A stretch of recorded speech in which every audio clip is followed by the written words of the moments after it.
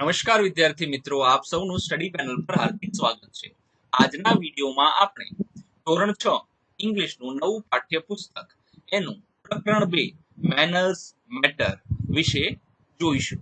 તમે અહીંયા ચિત્રમાં જોઈ શકો છો કે મેનર્સ એટલે શું છે કે આપણે આપણા રોજિંદા જીવનમાં જ્યારે કોઈ પણ વ્યક્તિ સાથે બોલચાલ કે વ્યવહાર કરતા હોઈએ છીએ, વાતચીત કરતા હોઈએ છીએ, તે સમયે આપણે જે અમુક શબ્દોનો ઉપયોગ કરીએ છીએ. જ્યારે આપણે કોઈ પાસેથી કોઈ વસ્તુ માંગતા હોઈએ તો આપણે તેને વિનંતી કરી રહ્યા હોઈએ છીએ. જો વિનંતી કરી રહ્યા હોય તો તે સમયે આપણે કેવા શબ્દનો ઉપયોગ કરવો જોઈએ? સીધું કોઈને એમ ન કહી શકાય કે લાવ ભાઈ દઈ દે, બરાબર છે? તો આપણે વ્યવસ્થિત શબ્દોનો ઉપયોગ કરવાનો હોય છે, એને મેનર્સ કહેવામાં આવે છે. તો ચાલો જોઈએ. Part 2 manners matter, listening, recite and enjoy. હવે આપણે જો અત્યારે અહીંયા એક પોયમ આપેલી છે, તેને આપણે રિસાઇટ કરીશું અને આનંદ લઈશું. વી સે થેન્ક યુ, વી સે થેન્ક યુ, વી સે please, we don't interrupt or tease, we don't argue, we don't fuss, we listen when folks talk to us. હવે આનો અર્થ શું થાય છે કે આપણે જે છે તે જ્યારે કોઈ પણ વસ્તુ કોઈ પાસેથી લીધી હોય અને આપણે તેને પરત કરી રહ્યા હોય તો આપણે તેનો આભાર વ્યક્ત કરવો જોઈએ, તો આપણે તેને થેન્ક યુ કહીએ છીએ. અને જ્યારે આપણે કોઈ પાસેથી કોઈ વસ્તુની માંગણી કરી રહ્યા હોય ત્યારે એની આગળ આપણે જે છે પ્લીઝ મતલબ મહેરબાની કરીને તમે મને વસ્તુ આપશો. અને જ્યારે પણ કોઈ પણ વાતચીત કરતા હોઈએ છીએ, બે મોટા લોકો વાતચીત કરતા હોઈએ છીએ, ઇન્ટરપ્ટ મતલબ આપણે એમને વચ્ચે ડિસ્ટર્બ કરતા નથી. અને કોઈ પણ વ્યક્તિને આપણે ચીડવતા પણ હોતા નથી. વી ડોન્ટ આર્ગ્યુ અર્થાત આપણે ક્યારે વાદ વિવાદ કરતા નથી. વી ડોન્ટ ફસ મતલબ આપણે ક્યારે ઉધમ કે તોફાન પણ કરતા નથી. We listen when folks talk to us એટલે જ્યારે કોઈ પણ લોકો મોટા લોકો છે જે આપણને કંઈક કહેતા હોઈએ છીએ તો આપણે તેને ધ્યાનથી સાંભળતા હોઈએ છીએ. We share our toys and take our turn મતલબ અમે અમારા ટોયસ એટલે શું થાય? રમકડા. અમે અમારા રમકડા જે છે તે બીજા સાથે શેર કરીએ છીએ. શેર એટલે વહેંચવા જોઈએ. અને આપણે ઘણી વખત એવું હોય કે આપણી પાસે કોઈ રમકડું ના હોય ને આપણા મિત્ર પાસે કોઈ રમકડું હોય તો આપણો દાવ આવે અથવા આપણો વારો આવે ત્યાં સુધી આપણે તેની રાહ જોવી જોઈએ. ટેક અવર ટર્ન મતલબ આપણો વારો આવે ત્યાં સુધી એની રાહ જોવી જોઈએ. Good manners aren't too hard to learn મતલબ ગુડ મેનર્સ જે છે, જે સારી વસ્તુઓ છે એ શીખવામાં ખરેખર જોવા જઈએ તો બહુ અઘરું કામ છે નહીં. ઇટ્સ રિયલી ઈઝી, તે બહુ સહેલું છે. when you find good manners mean just being kind. અને જ્યારે પણ જો મેનર્સ નો અર્થ થાય છે શિષ્ટાચાર, બરાબર છે? જે વ્યક્તિઓમાં ખરેખર શિષ્ટાચાર હોય છે તે વ્યક્તિ કેવા હોય છે? બહુ સૌમ્ય હોય છે, સીધા સાદા હોય છે. કોઈ પણ વસ્તુ કોઈ પાસે માંગે તો પ્લીઝ નો ઉપયોગ કરે છે. કોઈ પાસેથી કોઈ વસ્તુ લઈને તેને પાછી આપે છે તો તેને થેન્ક યુ કહે છે. જ્યારે પણ તેની કોઈ મદદ કરે તો તેને થેન્ક યુ કહે છે. આવી રીતે આપણે ગુડ મેનર્સ નો ઉપયોગ કરતા હોઈએ છીએ. મેનર્સ ને ગુજરાતીમાં શિષ્ટાચાર આપણે કહીએ છીએ. Repeat the following words after your teacher. હવે તમારા શિક્ષકો આપણે અહીંયા જ બોલીશું. આ શબ્દ હું બોલીશ અને તમે આની પાછળ રિપીટ કરશો. ચલો. ટુ. બીજો શબ્દ સે. ત્રીજો શબ્દ અસ. ચોથો શબ્દ યુ. પાંચમો શબ્દ વી. છઠ્ઠો શબ્દ ટુ. જો આ બંનેમાં જે ફરક જે છે તે શું છે? અહીંયા જોવા જાવ ને તો આ રસ્વ વાળું છે અને આ દીર્ઘા વાળું છે, બરાબર છે? તો આને ખાલી ટુ કહીશું અને આને ટુ એવી રીતે આપણે ઉચ્ચારણ લંબાવીશું. સાતમો શબ્દ અવર. ઘણા લોકો આને આર પણ કહેતા હોય છે. આઠમો શબ્દ ઓર. તો આવી રીતે આપણે બધા શબ્દોનું ઉચ્ચારણ કરવાનું છે. ચાલો આગળ જોઈએ. Listen to the story, listen good speak good. હવે જો આપણે આ વાર્તા સાંભળીશું. હવે લિસન ગુડ સ્પીક ગુડ નો અર્થ શું થાય છે? જો તમે સારું સાંભળશો તો તમે સારું જ બોલશો, બરાબર છે. જો તમે ખરાબ લોકોની સંગતમાં હશો તો તમારું વર્તન પણ કેવું થઈ જશે? ખરાબ થઈ જશે. એ આપણને આ વાર્તાના માધ્યમથી કહેવા માંગે. સ્ટોરી એટલે શું થાય છે? વાર્તા થાય છે. ચલો વાર્તાને સાંભળી અમે આપણે ચિત્રમાં અહીંયા જોઈ શકીએ છીએ કે એક રાજા છે. અહીંયા તમે જોઈ શકો છો એક પોપટનું બચ્ચું જે છે રાજા ઘોડા પર જઈ રહ્યો છે. બરાબર છે. હવે જોઈએ વાર્તા આગળ શું કહેવા માંગે છે. ચલો સૌથી પહેલા once upon a time there was a mother parrot who had two babies. એક સમયની વાત છે કે પોપટી એક હતી, તેને બે બચ્ચા હતા. નાના નાના પોપટના બે બચ્ચા હતા. she went in search of food. એ ક્યાંક ખોરાક શોધવા ગઈ હશે.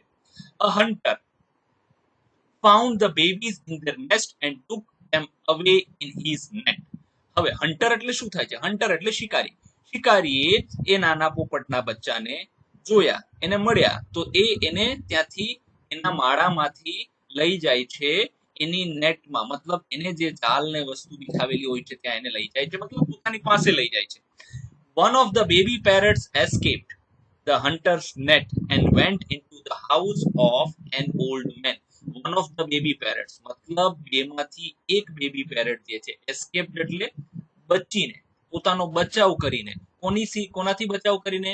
હન્ટરની નેટમાંથી પોતાને છોડાવીને ક્યાં જતો રહે છે? વેન્ટ ઇનટુ, જાય છે. ક્યાં? તો કે એક વૃદ્ધ વ્યક્તિ હોય છે તેના ઘરે જતો રહે છે. The old man took care of the baby parrot and gave him a place to sleep in his home. હવે જે વૃદ્ધ વ્યક્તિ હોય છે એ જે નાનું પોપટનું બચ્ચું હોય છે, એક બચ્ચું તો ત્યાં જ રહી ગયું શિકારીના ઓલામાં, બરાબર છે, અને એક બચ્ચું ક્યાં છે? તે પોતાની જાતને બચાવીને એક વૃદ્ધ વ્યક્તિ હોય છે તેના ઘરમાં જતું રહે છે. તો હવે વૃદ્ધ વ્યક્તિ એનું ધ્યાન રાખતું હોય છે અને એનું ધ્યાન રાખતા રાખતા સાથે તેને ઘરમાં એક નાની એવી જગ્યા પણ આપે છે જ્યાં તે સૂઈ શકે છે. He taught the baby parrot to speak. હવે આપણને બધા ખબર છે કે પોપટો જે છે તે બોલતા હોઈ શકે છે. તો હવે અહીંયા જે વૃદ્ધ વ્યક્તિ જે છે એ શીખવાડે છે નાના પોપટને કે વાતચીત કઈ રીતે કરવાની, બોલવાની કઈ રીતે. The hunter carried the baby parrot to his home and kept in a cage. હવે શિકારી પણ જે પેલા ઝાડમાં પોપટનું બચ્ચું ફસાયેલું હોય છે એને એક તો ઉડી ગયું, પોતાની જાતનો બચાવ કરીને જતું રહ્યું. હવે જે બીજું બચ્ચું હોય છે તેને તે પોતાના ઘરે લઈ જાય છે અને એક પાંજરામાં, કેજ એટલે શું થાય? પાંજરામાં પૂરે છે. He also taught his parrot to speak. હવે અહીંયા જો આ બંને પોપટના બચ્ચા જે છે બંને ભાઈ છે.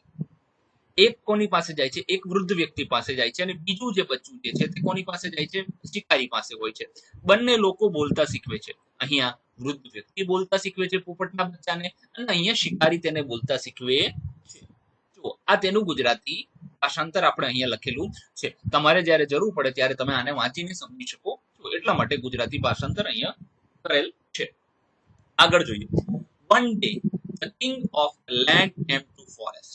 હવે એ રાજ્યનો રાજા જે છે તે જંગલમાં આવે છે. He lost his way and came riding close to hunter's home.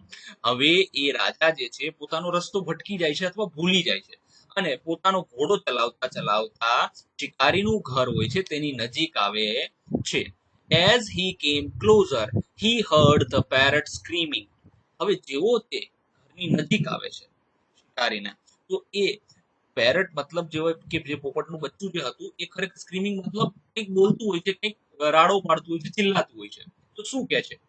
Here is a man on a horse. He is coming this way.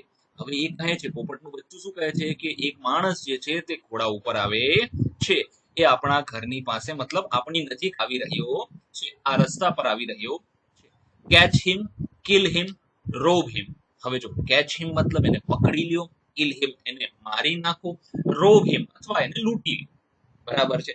જો તમે જોશો વિદ્યાર્થી મિત્રો કે અહીંયા જે પોપટનું બચ્ચું છે તે શિકારીની ભાષા બોલી રહ્યું છે. ડોન્ટ લેટ હિમ ગેટ અવે. એને અહીંથી ભાગવા દો નહીં, તમે એને પકડી લ્યો. When the king heard this, he turned his horse and rode away. હવે જ્યારે રાજાએ આ સાંભળ્યું ત્યારે એને પોતાનો ઘોડો મતલબ કે બીજી બાજુ વાળી લીધો અને તે ચલાવીને ત્યાંથી જતો રહ્યો. After some time he came to the old man's house. હવે થોડા સમય પછી તે વૃદ્ધ માણસનું જે ઘર હતું ત્યાં બીજું પોપટનું બચ્ચું હતું ત્યાં જાય છે. he found the other parrot there. એને ત્યાં બીજો પોપટ દેખાય છે. It looked exactly like the first parrot. It also started speaking. હવે રાજા જોવે છે કે આ જે પોપટ છે એ ખરેખર મેં પેલા જે શિકારીના ઘરમાં જોયો તો એના જેવો જ દેખાય છે. Looked exactly like, મતલબ એના જેવો જ દેખાય છે. જે પેલો પોપટ જોયો તો એના જેવો જ. એ પણ બોલવાની શરૂઆત કરે છે. It also started speaking. એ પણ બોલવાની શરૂઆત કરે છે. ચાલો જો અહીંયા એનું આ ભાષાંતર લખેલું છે. હવે આગળ જોઈએ. બીજો પોપટનું બચ્ચું જે છે તે શું બોલે છે, જે વૃદ્ધ વ્યક્તિના ઘરે હોય છે. Here's a man on horse is coming this way. એ પણ એમ કહે છે કે અહીંયા તમે જોઈ શકો છો એક માણસ ઘોડા ઉપર આવી રહ્યો છે, આપણા આ રસ્તે આવી રહ્યો છે. Call him, help him and give him food. મતલબ જો એને બોલાવો, એની મદદ કરો અને એને ભોજન આપો. Then send him on his way. પછી એ વ્યક્તિ જે રસ્તા પર જઈ રહ્યો હોય એ રસ્તા પર એને મોકલી આપો. હવે જો વિદ્યાર્થી મિત્રો તમને ખબર હોય તો અહીંયા તમે બે ભાષા જોઈ. એક શિકારીના ઘરનું પોપટનું બચ્ચું હતું, એની ભાષા કેવી હતી, અને અહીંયા એક વૃદ્ધ વ્યક્તિના ઘરે જે પોપટનું બચ્ચું જેનો ઉછેર થયો હતો એની તમે ભાષા અહીંયા જોઈ. એ શું કહે છે કે એને બોલાવો, એની મદદ કરો, એને જમાડો અને એ જે રસ્તા પર ભૂલો પડ્યો છે અથવા જઈ રહ્યો છે તે રસ્તા પર તેને આગળ મોકલી આપો. The king was very surprised. હવે જે રાજા હતો એને તો બહુ જ આશ્ચર્ય થયું. આશ્ચર્ય થવાનું કારણ શું હતું કે ભાઈ એક જ જેવા પોપટ દેખાતા, બંનેની ભાષા સાવ અલગ. He got down from his horse and said. એ ઘોડા ઉપરથી નીચે ઉતરી ગયો, બરાબર છે, અને તેને કહ્યું, ઓ parrot, you are so kind. એ કહે છે કે ઓ પોપટ તું તો બહુ દયાળુ છે. I saw another parrot just like you. મેં તારા જેવો જ એક પોપટ જોયો. But that parrot spoke very cruel words. અને ઈ જે પોપટ છે તે જોવા જઈએ તો તે બહુ ક્રૂર શબ્દનો ઉપયોગ કરતો હતો. મતલબ લૂંટી લ્યો, આમ કરી લ્યો, તેમ કરી લ્યો. How can two birds look alike but speak so differently? હવે રાજા અહીંયા પ્રશ્ન કરે છે કે એવું કઈ રીતે બની શકે કે બે એક જેવા દેખાતા પક્ષીઓ અલગ અલગ ભાષા કઈ રીતે બોલી શકે છે. હવે આપણે જોઈએ કે શા માટે એ અલગ અલગ ભાષા બોલે છે. Parrot said, "Oh mighty king, it's simple." હવે અહીંયા જે છે તે પોપટ કહે છે કે હે મહાન રાજા, બહુ સામાન્ય વસ્તુ છે, આ બહુ સરળ વાત છે. શા માટે? Other parrot is my brother. તમે જે પેલા પોપટને મળીને આવ્યા છે તે મારો ભાઈ છે. That is why we look alike. એટલે અમે બંને એક જેવા દેખાઈએ છીએ. But he learned what the hunter taught him. પણ ઈ શું શીખ્યો છે કે જે શિકારીએ એને જે શીખવ્યું છે એ ભાષા ઈ શીખ્યો છે. He uses hunter's word. અને એ શિકારીની ભાષા અથવા શિકારીના શબ્દોનો પ્રયોગ કરે છે. But my master is good and kind. પણ મારો માલિક જે છે તે ખૂબ જ સારો અને દયાળુ છે. મતલબ વૃદ્ધ વ્યક્તિની વાત કરે છે. He taught me to be good and kind. એને મને સાદા, સરળ અને દયાળુ બનવા શીખવ્યું છે. આપણે લોકોની મદદ કરી જોઈએ. The parrot continued. અને પોપટ હજી બોલવાનું ચાલુ રાખે છે. Our teachers. અને અવર વાંચતા હોય છે ઘણા, પણ હકીકતમાં આનું જો ઇંગ્લિશમાં ઉચ્ચારણ જોવા જઈએ ને તો આર વંચાય છે, બરાબર છે. AR ઈ પણ આર છે અને OUR ને પણ આર જ વંચાય છે. પણ જો આપણે અવરનો પ્રયોગ મોટા ભાગે બધા વિદ્યાર્થીઓ અવરનો ઉપયોગ કરતા હોઈએ છીએ તો તે પણ ખોટું છે નહીં. Our teachers tell us what we should be. હવે આપણા શિક્ષકો આપણને કહેતા હોય છે કે તમે શું બનશો, બરાબર છે, કેવા હોવું જોઈએ. The hunter made my brother different from me. શિકારીએ મારા ભાઈને મારા કરતા બિલકુલ અલગ બનાવી દીધો છે. આપણે હકીકતમાં જોવા જઈએ તો કેવા હોવું જોઈએ. તમે જો વિદ્યાર્થી મિત્રો ધ્યાનથી જોશો તો દરેક વ્યક્તિ આજના જમાના પણ કોઈના પણ જોવા જઈએ, બરાબર છે, ઘરમાં કેવી પણ વ્યક્તિઓ કેમ નથી હોતી, પણ ભવિષ્યમાં મોટા થઈને બધાની ઈચ્છા તો એવી જ હોય છે કે મારી સંતાન જે છે તમે મોટા થાવ તો ડોક્ટર બનો, એન્જિનિયર બનો, સારા પદ ઉપર જાઓ. તો એના માટે આપણા શિષ્ટાચાર આપણે શીખવો જોઈએ. આપણે જે છે તે દયાળુ વર્તન રાખવું જોઈએ. ભાષાનો વ્યવહારિક રીતે વ્યવસ્થિત ઉપયોગ કરતા શીખવું જોઈએ. હવે જોઈએ આગળ. Find the meaning of the given words and make meaningful sentences. હવે આપણને અહીંયા કુલ 6 શબ્દ આપેલા છે. હવે આપણે 6 શબ્દના અર્થ લખવાના છે અને એમાંથી વાક્ય પણ બનાવવાના છે. ચાલો પેલો શબ્દ આપણે અહીંયા લખ્યો હન્ટર. હન્ટરનો અર્થ થાય છે શિકારી. એનો અર્થ શું થાય છે? અ પર્સન હુ હન્ટ્સ એનિમલ્સ મતલબ શિકારી એટલે શું? શિકાર કરનાર વ્યક્તિ. અને હન્ટર એટલે શું? અ પર્સન હુ હન્ટ્સ એનિમલ્સ, જે પ્રાણીઓનો શિકાર કરે છે તે વ્યક્તિને શું કહેવાય છે? હન્ટર કહેવાય છે. જો વિદ્યાર્થી મિત્રો આપણે અહીંયા જે છે હકીકતમાં જ્યારે આપણે ઇંગ્લિશ ભણતા હોઈએ છીએ ત્યારે ભાષાંતર કરવાની જરૂર નથી હોતી. આપણે ઇંગ્લિશને ઇંગ્લિશ સાથે જ શીખવાનું હોય છે. કારણ કે આપણે ગુજરાતી જ્યારે ભણતા હોય, હા ગુજરાતીને સરળ શબ્દોમાં આપણે સમજી શકીએ, પણ ગુજરાતીનું બીજી ભાષામાં ભાષાંતર કરીને થોડા આપણે સમજીએ છીએ.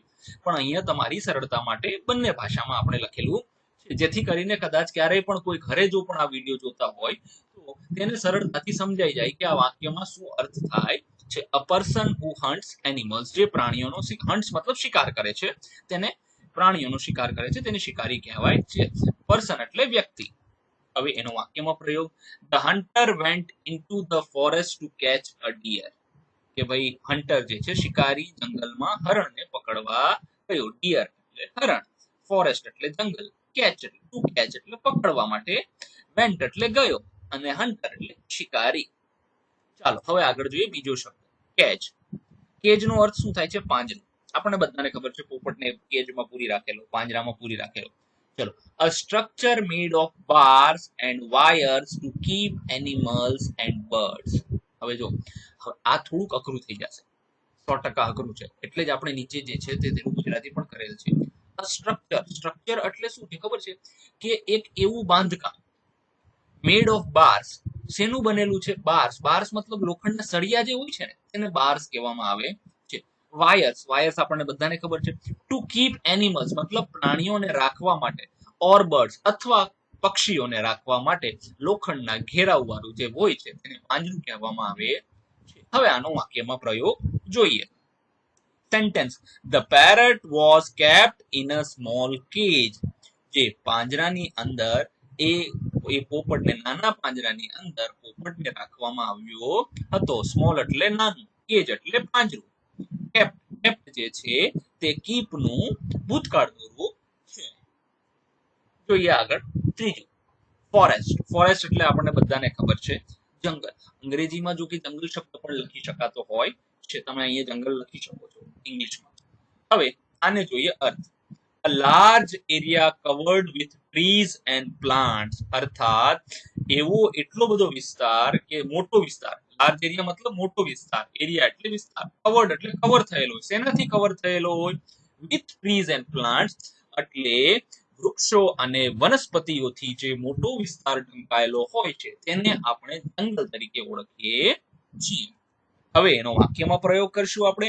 Many wild animals live in the forest, અર્થાત જંગલમાં ઘણા બધા જે છે જંગલી જાનવરો રહે છે. હવે જોઈએ આગળ 4, સરપ્રાઇઝડ અર્થાત આશ્ચર્યચકિત.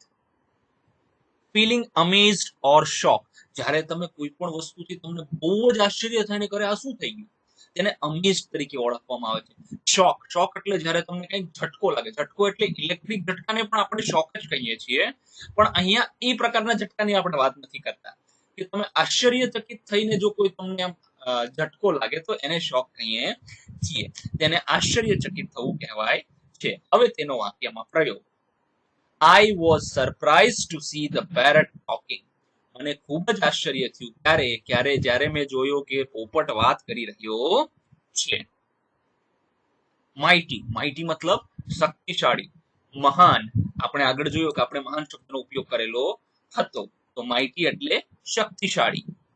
એનો અર્થ જોઈએ, વેરી સ્ટ્રોંગ એન્ડ પાવરફુલ, ખૂબ જ શક્તિશાળી અને બહુ જ પ્રભાવશાળી હોય તેને માઇટી તરીકે ઓળખવામાં આવે છે. રાજાઓની પાસે આગળ પાછળ જે છે ને તેમની મહાનતાના વખાણ કરવા માટે આવા શબ્દનો પ્રયોગ થતો હોય છે. એનો વાક્યમાં પ્રયોગ જોઈએ. The mighty king ruled over a large Kingdom. Mighty king મતલબ શક્તિશાળી રાજાએ, રૂલ્ડ એટલે રાજ કરવું, ઓવર અ લાર્જ કિંગડમ મતલબ મોટા રાજ્ય ઉપર એ રાજ કરી રહ્યો હતો. અલાઇક સમાન અથવા એક સરખા, એક જેવા દેખાતા હોય ને એને અલાઇક કહેવાય છે. લુકિંગ ઓર બીંગ સિમિલર, એક જેવા દેખાતા હોય, એક સમાન લાગે એને શું કહેવાય છે? અલાઇક કહેવાય છે. વાક્યમાં પ્રયોગ. Two parrots looked alike but behaved differently. બંને પોપટ જે છે લુક્ડ મતલબ દેખાતા હતા, અલાઇક એટલે એક સરખા, પણ વર્તન બંનેના કેવા હતા? ડિફરન્ટ હતા, અલગ અલગ હતા. Answer the questions. નાઉ હવે આપણે શું કરીશું કે અહીંયા અમુક જે આપણે હમણાં જોયું પોપટની જે વાર્તા સાંભળી, બરાબર છે, રાજાની અને પોપટની વાર્તા સાંભળી, એ વાર્તા ઉપરથી આપણે અમુક પ્રશ્નના જવાબ આપવાના છીએ. તો ચાલો જોઈએ પ્રથમ પ્રશ્ન. Where did the mother parrot go? હવે જુઓ વિદ્યાર્થી મિત્રો, આપણે અહીંયા જવાબ કઈ રીતે લખવાના તે પણ ખૂબ સરસ રીતે શીખીશું. ખાલી જવાબ જ નથી મહત્વના, તે જવાબને ખરેખર લખવાના કઈ રીતે હોય છે તે પણ આપણે જોઈશું. પ્રથમ પ્રશ્નનું જો આપણે ભાષાંતર કરીએ તો આપણે એમ કરીએ કે ભાઈ જે પોપટી હતી, માતા પોપટ હતી, તે ક્યાં ગઈ? તો ચાલો એનો જવાબ લખીએ. A mother parrot went to look for food, મતલબ જમવાનું શોધવા માટે ગઈ હતી. હવે જો વિદ્યાર્થી મિત્રો તમે ધ્યાનથી જોશો ને તો આ ગો શબ્દ જે છે તેની જગ્યાએ અહીંયા શું ઉપયોગ કરવામાં આવ્યો છે? વેન્ટ નો ઉપયોગ કરવામાં આવેલો છે. આવું શા માટે કરવામાં આવ્યું? કેમ કે અહીંયા જે છે તે પ્રશ્નની અંદર ડીડ લખેલ છે, જે સાદો ભૂતકાળ દર્શાવે છે. હવે જ્યારે સાદો ભૂતકાળ દર્શાવતું હોય ત્યારે એનો જવાબ આપણે લખીએ તો આપણે જે ક્રિયાપદ અહીંયા આપેલું છે ગો, એનું પણ ભૂતકાળનું સ્વરૂપ લખવું જોઈએ. તો એનું ભૂતકાળનું સ્વરૂપ થાય છે વેન્ટ. ગો આ એનું વર્તમાન કાળનું સ્વરૂપ થઈ જશે. પછી અહીંયા આવે છે વેન્ટ, અને આપણે કહીએ છીએ V1 મતલબ ક્રિયાપદ 1, વર્બ 1, વર્બ 2, અને પછી આનું ત્રીજું રૂપ થઈ જાય છે ગોન, જેનો આપણે અહીંયા ઉપયોગ કરવાનો થતો નથી. આને V3 કહેવાય છે. તો યાદ રાખવાનું કે પ્રશ્નની અંદર જ્યારે પણ ડીડ નો ઉપયોગ થયો હોય ત્યારે ક્રિયાપદનું ભૂતકાળનું રૂપ આપણે જવાબમાં લખવાનું થશે. હવે જોઈએ બીજો પ્રશ્ન. હુ ફાઉન્ડ ધ બેબીઝ? મતલબ એ બેબીઝ જે હતા તે કોને મળ્યા? મતલબ પેરેટના જે બેબીઝ હતા, નાના બચ્ચા હતા, એ કોને મળ્યા? The hunter found both the babies. શરૂઆતમાં એ બંને બચ્ચા જે છે તે કોણે પકડ્યા હતા? હન્ટર શિકારીએ પકડ્યા હતા. અને પછી એમાંથી એક બચ્ચું પોતાની જાતને બચાવીને અલગ લઈ જાય છે. ત્રીજું, what did the old man teach the baby parrot? Old man એટલે પેલા વૃદ્ધ વ્યક્તિએ શું ભણાવ્યું? કોને? નાના પોપટના બચ્ચાને. જો હવે અહીંયા ફરીથી શું છે? ડીડ છે અને ક્રિયાપદ શું છે? ટીચ છે. તો ટીચ નું શું થઈ જશે? ટોટ થઈ જશે, અને ડીડ ને આપણે જવાબમાં હટાવી દઈશું. ઓલ્ડ મેન ટીચ નું કરી દઈશું taught the baby parrot to be good and kind. એને બેબી પેરટ ને શું શીખવ્યું? કે સરળ, સાદા અને દયાળુ બનવાનું શીખવ્યું હતું. હવે જોઈએ ચોથું. What do you learn from this story? આ વાર્તાથી તમે શું શીખ્યા? હવે જો ડુ નો અર્થ વર્તમાન કાળ હોય ત્યારે થાય છે. We learn that our behavior depends on what we are taught and who we live with. હવે જો આ થોડોક અઘરો છે. અહીંયા ઘણા વિદ્યાર્થી મિત્રો એમ કહેશે કે ભાઈ અહીંયા યુ કેમ નથી? પણ જો આ બંને સ્પેલિંગ સાચા છે. બિહેવિયર એટલે શું થાય? વર્તન થાય. આપણું જે વર્તન હોય ને તેને આપણે બિહેવિયર કહીએ છીએ. આપણને શું શીખવા મળ્યું? કે આપણું વર્તન ડિપેન્ડ એટલે આધારિત, કોના પર આધારિત હોય છે? આપણું વર્તન જે છે તે કોના પર આધારિત હોય છે? આપણને શું ભણાવવામાં આવે છે? ટોટ મતલબ ટીચનું ભૂતકાળનું રૂપ છે. શું ભણાવવામાં આવે છે? અને who we live with, અને આપણે કોની સાથે રહીએ છીએ એના ઉપર આપણું વર્તન આધારિત હોય છે. અર્થાત તમે જો સારા વ્યક્તિઓ સાથે રહેતા હોય તો તમારું વર્તન એવું હોય છે. તમારા સંગત જો સારી ન હોય તો તમારું વર્તન એવું હોય છે. પાંચમું, what will you teach if you have a parrot? જો તમારી પાસે, હવે કહેવામાં આવે છે કે તમારી પાસે જો પોપટ હશે તો તમે તેને શું ભણાવશો? શું શીખવાડશો? If I have a parrot, I will teach it to be polite and speak kind words. જો મારી પાસે પેરેટ હશે, પોપટ હશે, તો હું એને જો છે નમ્ર, પોલાઇટ એટલે શું થાય? વિનમ્ર કહેવાય. બરાબર, તેને વિનમ્ર બનાવીશ અને તેને દયાળુ મતલબ સારા સારા શબ્દોનો ઉપયોગ કરશે તેવું તેને હું શીખવાડીશ. હવે જોઈએ રીડિંગ પાર્ટ. ચાલો આપણે ફરીથી અહીંયા લેઝર પેનનો ઉપયોગ કરી લઈએ. Reading, recite and enjoy a song of people. હવે જો લોકોનું ગીત છે, ચાલો એને જોઈએ. Sing a song of people walking fast or slow. People in the city up and down they go. હવે જો આપણે લોકોનું ગીત ગાવાના છે, કેવા લોકોના ગીત ગાવાના છે કે જે વોકિંગ ફાસ્ટ એન્ડ સ્લો, જે તેજ પણ ચાલે છે અને ધીરે પણ ચાલે છે. પીપલ ઇન ધ સિટી અર્થાત જે લોકો શહેરમાં રહે છે તેમના પણ. Up and down they go, તે ઉપર નીચે, મતલબ ઉપર નીચેનો અર્થ એમ હોય છે કે તે અહીંયા ત્યાં જતા હોય છે. People on the Subway. હવે જો સબવે નો અર્થ શું થાય છે ખબર છે તમે? ખરેખર આ શબ્દ આપણા માટે નવો છે. સબવે નો અર્થ એવો થાય છે કે તમે જો ક્યાંય શહેરની અંદર ગયા હોય ને તમે જો ક્યાંય બ્રિજની નીચે ઉપર રેલવેની લાઈન જતી હોય ને, તો અહીંયા છે ને એને ક્રોસ કરવા માટે એક તો ઉપરથી રસ્તો જતો હોય અથવા તો બ્રિજ હોય છે, નીચેથી જે રસ્તો જતો હોય છે ને અહીંયા બહાર નીકળતો હોય છે, આમ એને સબવે તરીકે ઓળખવામાં આવે છે. આ રસ્તો જે છે ને આને સબવે તરીકે ઓળખવામાં આવે છે ને આ ચાલીને જ જવાતો હોય છે, આમાં વાહનો જતા હોતા નથી, કારણ કે વાહન જાય તો એને તો પછી અંડરબ્રિજ કહેવામાં આવે. અંડરનીથ ધ ગ્રાઉન્ડ. અંડરનીથ એટલે નીચેની બાજુ હોય છે. કેની નીચેની બાજુ? જમીનની નીચે, ગ્રાઉન્ડની નીચે હોય છે. સબવે હંમેશા નીચેની તરફથી જતો હોય છે. People riding taxes. જો શહેર વિસ્તાર, જે મોટા મોટા શહેર છે, મુંબઈ છે, અમદાવાદ છે, વડોદરા છે, રાજકોટ છે, ત્યાં લોકો ટેક્સી, ટેક્સી એટલે શું હોય? મારુતિ કાર, જેને આપણે જેમ રિક્ષા કેમ ભાડે લઈને જતા હોય છે તેમ ટેક્સી પણ આપણે ભાડે લઈને જતા હોય છે. Round and round and round. Round એટલે તે શહેરની અંદર, શહેરની આસપાસ આવી રીતે ફરતા હોય છે, મતલબ એક જગ્યાએથી બીજી જગ્યાએ, બીજી જગ્યાએથી ત્રીજી જગ્યાએ, ત્રીજી જગ્યાએથી ચોથી જગ્યાએ આ રીતે ફરતા હોય છે. People on the side walk. People on the bus. હવે સાઇડ વોક એટલે શું? જો આ રસ્તો છે, બરાબર છે, આ રસ્તો આવી રીતે હોય. સાઇડવોક મતલબ અહીંયા જે ફૂટપાથ હોય છે ત્યાં જતા હોય છે એ લોકો. પીપલ ઓન ધ બસ, જે લોકો બસમાં બેસીને જાય છે. People passing and passing. તમે જો શહેરમાં ક્યાંય ઉભા રહેશો, આ જગ્યાએ ઉભા હોય તો ઘણા લોકો તમારી આમ જશે, ઘણા લોકો આ બાજુ પાસ થશે, મતલબ પસાર થતા હશે. In back and front of us. તમારી આગળ, આ ફ્રન્ટ એટલે આગળની બાજુ છે, આ તમારી બેક છે, પાછળની બાજુ છે, બંને બાજુથી લોકો પસાર થતા હોય છે. Sing the song of people who like to come and go. એવા લોકોના ગીત ગાઓ કે જેને આવવું અને જવું ગમે છે. સવારે બધા નોકરી પર જતા હોઈએ છીએ, સાંજે બધા પોતાના ઘરે આવતા હોય છે. સિંગ ઓફ સિટી પીપલ, મતલબ શહેરમાં જે લોકો રહેતા હોય છે, ખાસ કરીને એની જ વાત કરવામાં અહીંયા આવી છે. યુ સી બટ નેવર નો. તમે બધાને જોવો છો પણ તમે એમને ઓળખતા હોતા નથી. Write opposite words and make meaningful sentences. હવે આપણે જે છે અહીંયા જે શબ્દ આપેલા છે તેના ઓપોઝિટ વર્ડ્સ, મતલબ તેના વિરોધાર્થી શબ્દ લખવાના છે. ફાસ્ટ. તો ફાસ્ટ, જો વિદ્યાર્થી મિત્રો તમારામાંથી કોઈ પણ આમના અર્થ, મતલબ વિરોધી શબ્દ જાણતા હોય તો તમે કમેન્ટ બોક્સમાં જરૂરથી લખી શકો છો. ફાસ્ટ તો એટલે શું થાય છે? તેજ થાય છે. તો એનો વિરોધી શું થશે? સ્લો. હવે લઈએ ફ્રન્ટ. ફ્રન્ટ નું થશે બેક. ડાઉન તો અપ ડાઉન. અપ એનો વિરોધી થઈ ગયો. કમ એટલે આવું, અહીંયા આવો, કમ હિયર આપણે કહીએ, તો એનું થશે ગો. હવે આપણે આના વાક્ય બનાવીશું. સૌથી પહેલા ફાસ્ટ નું slow. The turtle walks slow but the rabbit runs fast. જો ટર્ટલ એટલે કાચબો, કાચબો ધીરે ચાલે છે, જ્યારે રેબિટ અર્થાત સસલું જે છે તે તેજ ચાલે છે. Second, front and back. અર્થાત the teacher stands in front of the class. મતલબ શિક્ષક જે છે તે ક્લાસની સામે ઊભા છે. ફ્રન્ટ મતલબ સામે. And the blackboard is at the back. મતલબ શિક્ષકની પાછળની બાજુ જે છે તે આડું પાટિયું છે. ત્રીજું, અપ ડાઉન.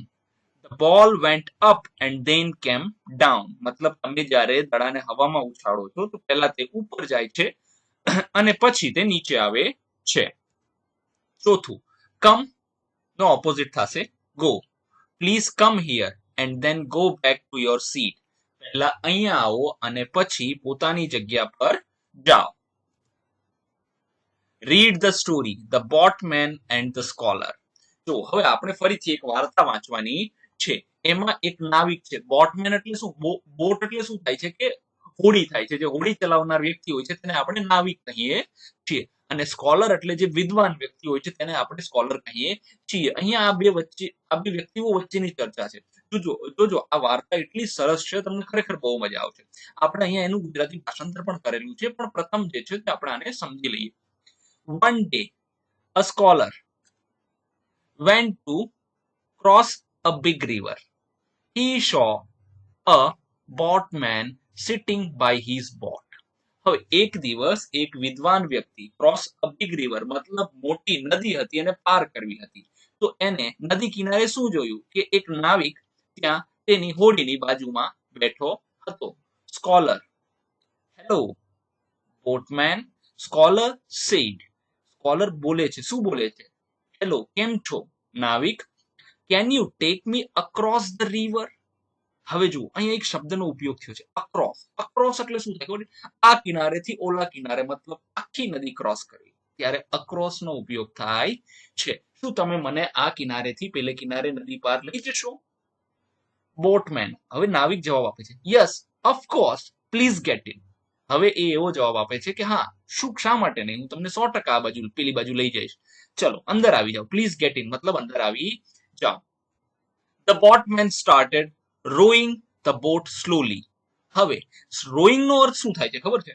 આપણને રો કોલમ એવું આપણને ધ્યાન હોય છે. રો એટલે શું થાય? આડી રેખા હોય એને રો કહેવાય છે. રોઈંગ નો અર્થ થાય છે જે પેલા ચપ્પા હોય છે હોડીમાં ચલાવવાના, એને આપણે ધીરે ધીરે આમ ચલાવીએ છીએ અને હોડી આગળ વધે છે, એને રોઈંગ કહેવાય છે. મતલબ ધીરે ધીરે હોડી આગળ વધવા લાગી, મતલબ નાવિક ચલાવવા માંડ્યો.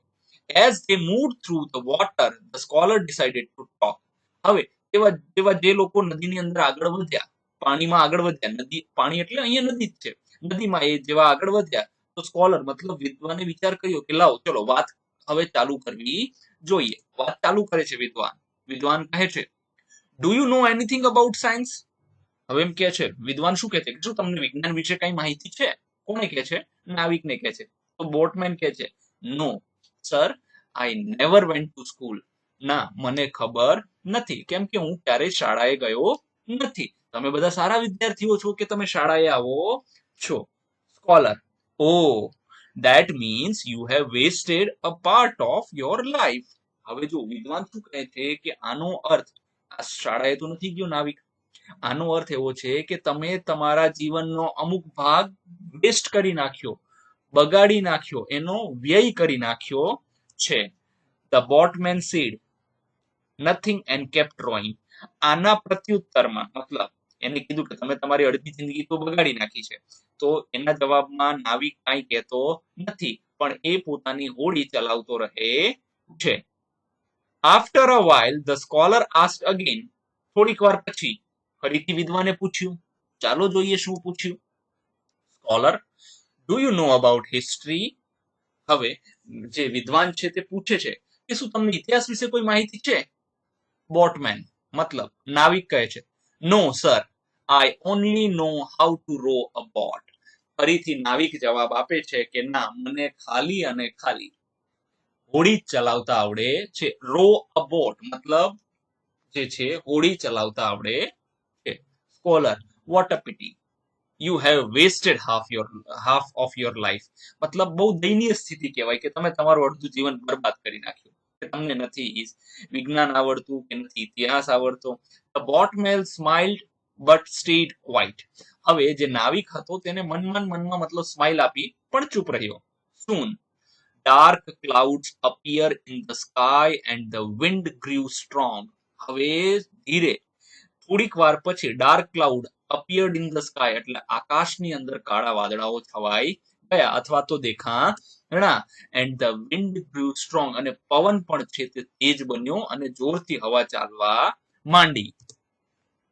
Boatmen, sir, do you know how two swim? હવે જો અહીંયા જે છે તે આ વાર્તાનું ખરેખર કહેવાય ને કે મજાની વાત છે. હવે નાવિક પૂછે છે, શું પૂછે છે ખબર છે કે સાહેબ તમને તરતા આવડે છે?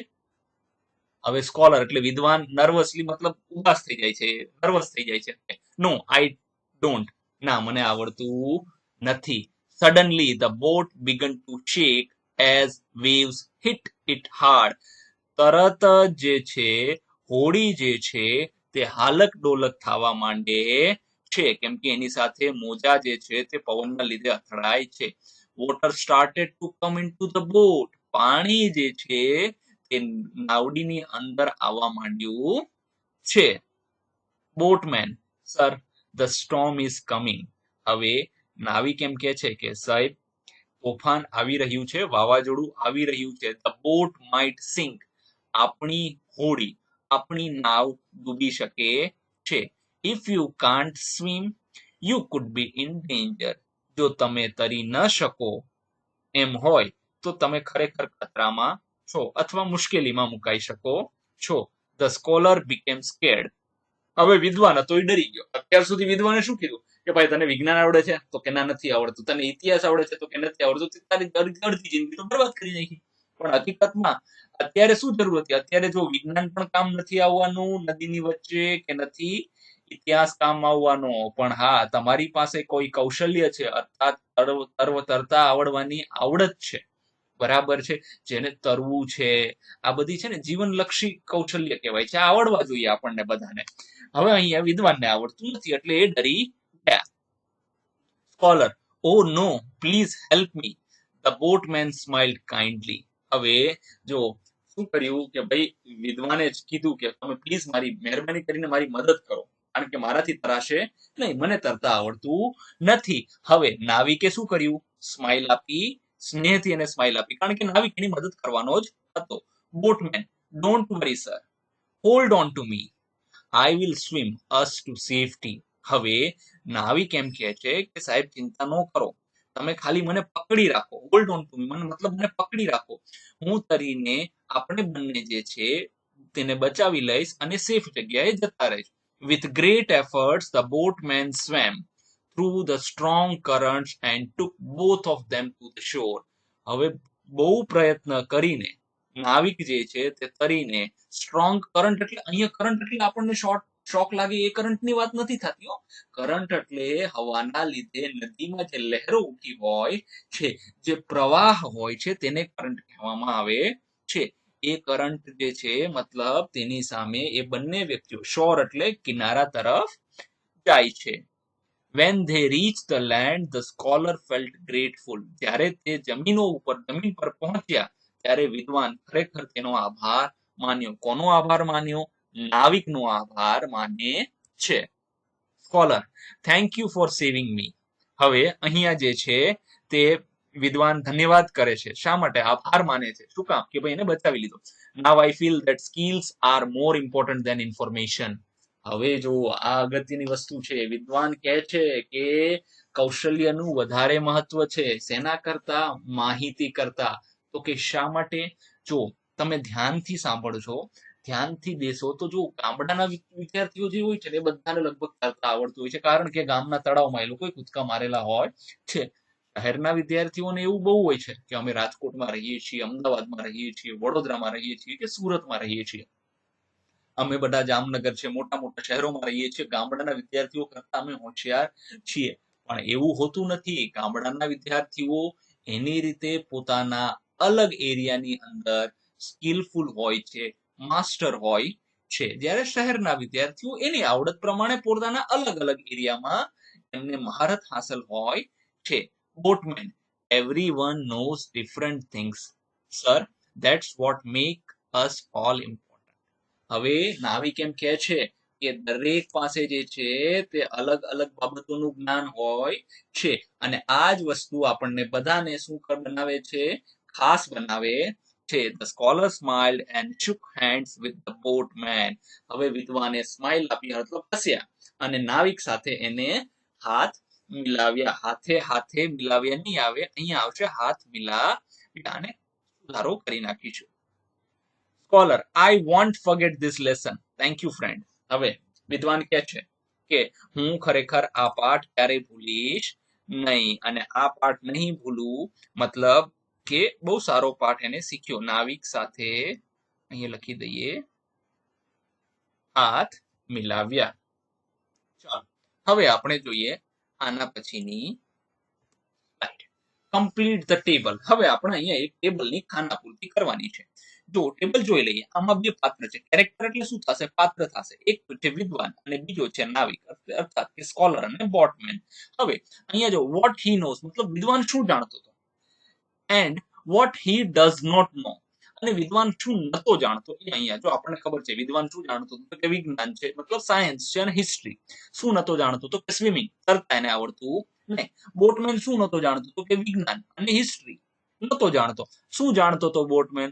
તો કે બોટમેન જાણતો હતો તરવાનું અથવા સ્વિમિંગ. તો ચાલો અહીંયા લખીશું સાયન્સ એન્ડ હિસ્ટ્રી, અહીંયા આવશે સ્વિમિંગ, અહીંયા આવશે સ્વિમિંગ અને અહીંયા આવશે સાયન્સ એન્ડ હિસ્ટ્રી. આવી રીતે આપણે આને પૂરું કરીશું. ચાલો હવે આપણે જોઈએ આગળ. Answer the questions. Was it right for the scholar to say the boatman wasted his life? જો આ પ્રશ્નને સમજવાનો પ્રયત્ન કરજો. હવે જો was it right for the scholar to say, મતલબ શું સ્કોલરને એવું કેવું, નાવિકને, સ્કોલરે શું કીધું નાવિકને કે ભાઈ તમે ખરેખર તમારી જિંદગી બગાડી નાખી, શું આ વાત સાચી હતી? આપણે આખી વાર્તા સાંભળી તો આપણને ખબર પડી કે હકીકતમાં આ વાત સાચી છે કે નહીં. No, it was not right. The boatman had important skills. ના, વિદ્વાન અહીંયા સાચા હતા નહીં. નાવિક પાસે પોતાની અલગ કૌશલ્ય હતું. સ્કિલ જેને કહેવાય કૌશલ્ય, જેમ કે તરવું છે, પોતાની જાતને વ્યવસ્થિત દોડીને યોગ્ય જગ્યાએ લઈ જવી છે, ભૂકંપ આવે તો શું કરવું, બરાબર છે. આ બધી વસ્તુનો શેમાં સમાવેશ થાય છે કે તમે રસ્સો કોઈ ચડી શકતા હોય તો એનો સ્કિલ્સમાં સમાવેશ થાય છે. એની પાસે એક તરવાની અલગ કળા હતી. બીજો પ્રશ્ન, what lesson did scholar learn at the end of the story? વાર્તા પૂરી થાય છે, at the end of the story મતલબ વાર્તા જ્યારે પૂરી થાય છે ત્યારે વિદ્વાન શું શીખે છે? જો વિદ્યાર્થી મિત્રો અહીંયા ફરીથી ડીડ નો ઉપયોગ આવેલો છે, તો ડીડ નો ઉપયોગ આપણે શું સમજેલું કે લર્ન જે છે એનું ભૂતકાળનું રૂપ, ક્રિયાપદનું ભૂતકાળનું રૂપ આપણે મૂકવાનું થશે. ધ સ્કોલર લર્ન, એનું ભૂતકાળનું રૂપ શું આવશે? ઈડી લાગી જશે. The scholar learned that swimming is also important, not just reading books. ખાલી પુસ્તકો વાંચે વિદ્વાન નથી થવાતું. જો તમને જીવનની અગત્યની જે કળાઓ છે તે પણ આવડવી ખૂબ જ જરૂરી હોય છે. ત્રીજું, લિસ્ટ યોર સ્કિલ્સ. હવે તમારામાં કઈ કઈ કળાઓ છે, કયા કયા કૌશલ્ય છે તમારે લખવાના થાય છે. તમે આને તમારી રીતે, બધા વિદ્યાર્થીઓમાં પોતપોતાના અલગ અલગ કૌશલ્ય હોય છે. ઘણા લોકોને તરતા સારું આવડતું હોય છે, ઘણા લોકોને દોડતા સારું આવડતું હોય છે, ઘણા લોકો જે છે તે ઝાડ ઉપર સારું ચડી શકતા હોય છે, બરાબર છે. એક ડાળી ઉપરથી બીજી ડાળી ઉપર જઈ શકતા હોય છે. આ બધા કૌશલ્ય છે. જો ઘણાના છે reading, writing, drawing, playing and helping others. આ બધી મારી સ્કિલ છે. મતલબ વાંચવાનું સારું છે, લખી સારું શકીએ છીએ, ચિત્ર પણ સારા બનાવી શકીએ, રમવાનું તો બધા વિદ્યાર્થીઓનું સારું જ હોય છે. બીજું, બીજાની મદદ પણ કરી શકતા હોઈએ છીએ. ચાલો હવે જોઈએ ચોથો પ્રશ્ન. વોટ ડઝ ધી સ્ટોરી ટીચ? હવે આ વાર્તા આપણને શું શીખવે છે? ચાલો, we should respect everyone, all skills are important. ઘણી બધી વખત આપણે એવું વિચારતા હોઈએ છીએ કે આપણા વર્ગખંડની અંદર જ એવા વિદ્યાર્થીઓ હોય છે જેને અમુક વસ્તુ નથી આવડતી હોતી, તો આપણે એનો મજાક ઉડાડતા હોઈએ છીએ. મહેરબાની કરીને તમારે ક્યારેય કોઈ પણ વિદ્યાર્થીઓનો એની આવડત ઉપર મજાક ઉડાડવો જોઈએ નહીં, કેમ કે આવડત જે છે તે બધાની પોતપોતાની અલગ અલગ હોય છે અને દરેક આવડતનું અલગ અલગ મહત્વ છે, તો આપણે તેને માન આપવું જોઈએ. પાંચમું, what skills do you think are important to learn in your life? જીવનમાં કઈ કઈ કળાઓ શીખવી, કે કયા કયા કૌશલ્ય શીખવા ખરેખર બહુ જ અગત્યના છે. સ્વિમિંગ, તરતા આવડવું જ જોઈએ. ટોકિંગ કાઇન્ડલી, મતલબ આપણે સૌમ્ય રીતે કોઈ વ્યક્તિ સાથે વાતચીત કરવી જોઈએ. હેલ્પિંગ, મતલબ બીજાની મદદ કરવી. રીડિંગ, વાંચન કરવું. સ્ટેઇંગ સેફ, અને સુરક્ષિત રીતે આપણે રહી શકીએ એના માટે પણ આપણી આવડત જરૂરી છે. હવે જોઈએ આગળનો પ્રશ્ન. Put the mark tick if you can do the given task and cross if you can not. જો તમે નીચે જે વસ્તુ આપેલી છે, 10 વસ્તુ આપેલી છે, જે વસ્તુ આપણે કરી શકીએ એમાં ટિક માર્ક કરીશું, જે વસ્તુ આપણે નથી કરી શકતા એમાં ક્રોસ માર્ક કરીશું. ચલો, પેલું છે વોશ ક્લોથ્સ. શું તમે તમારા કપડા જાતે ધોઈ શકો છો? જે વિદ્યાર્થીઓ હોસ્ટેલમાં રહેતા હોય છે તે લોકો પોતાના કપડા ધોઈ શકે છે, બાકીના લોકો ધોઈ શકતા હોતા નથી, કેમ કે આપણા મમ્મી આપણા કપડા ધોઈ દેતા હોય છે. બીજું, ક્લિપ નીલ્સ. તમે તમારા નખ, ક્લિપ નીલ્સ એટલે શું થાય ખબર છે?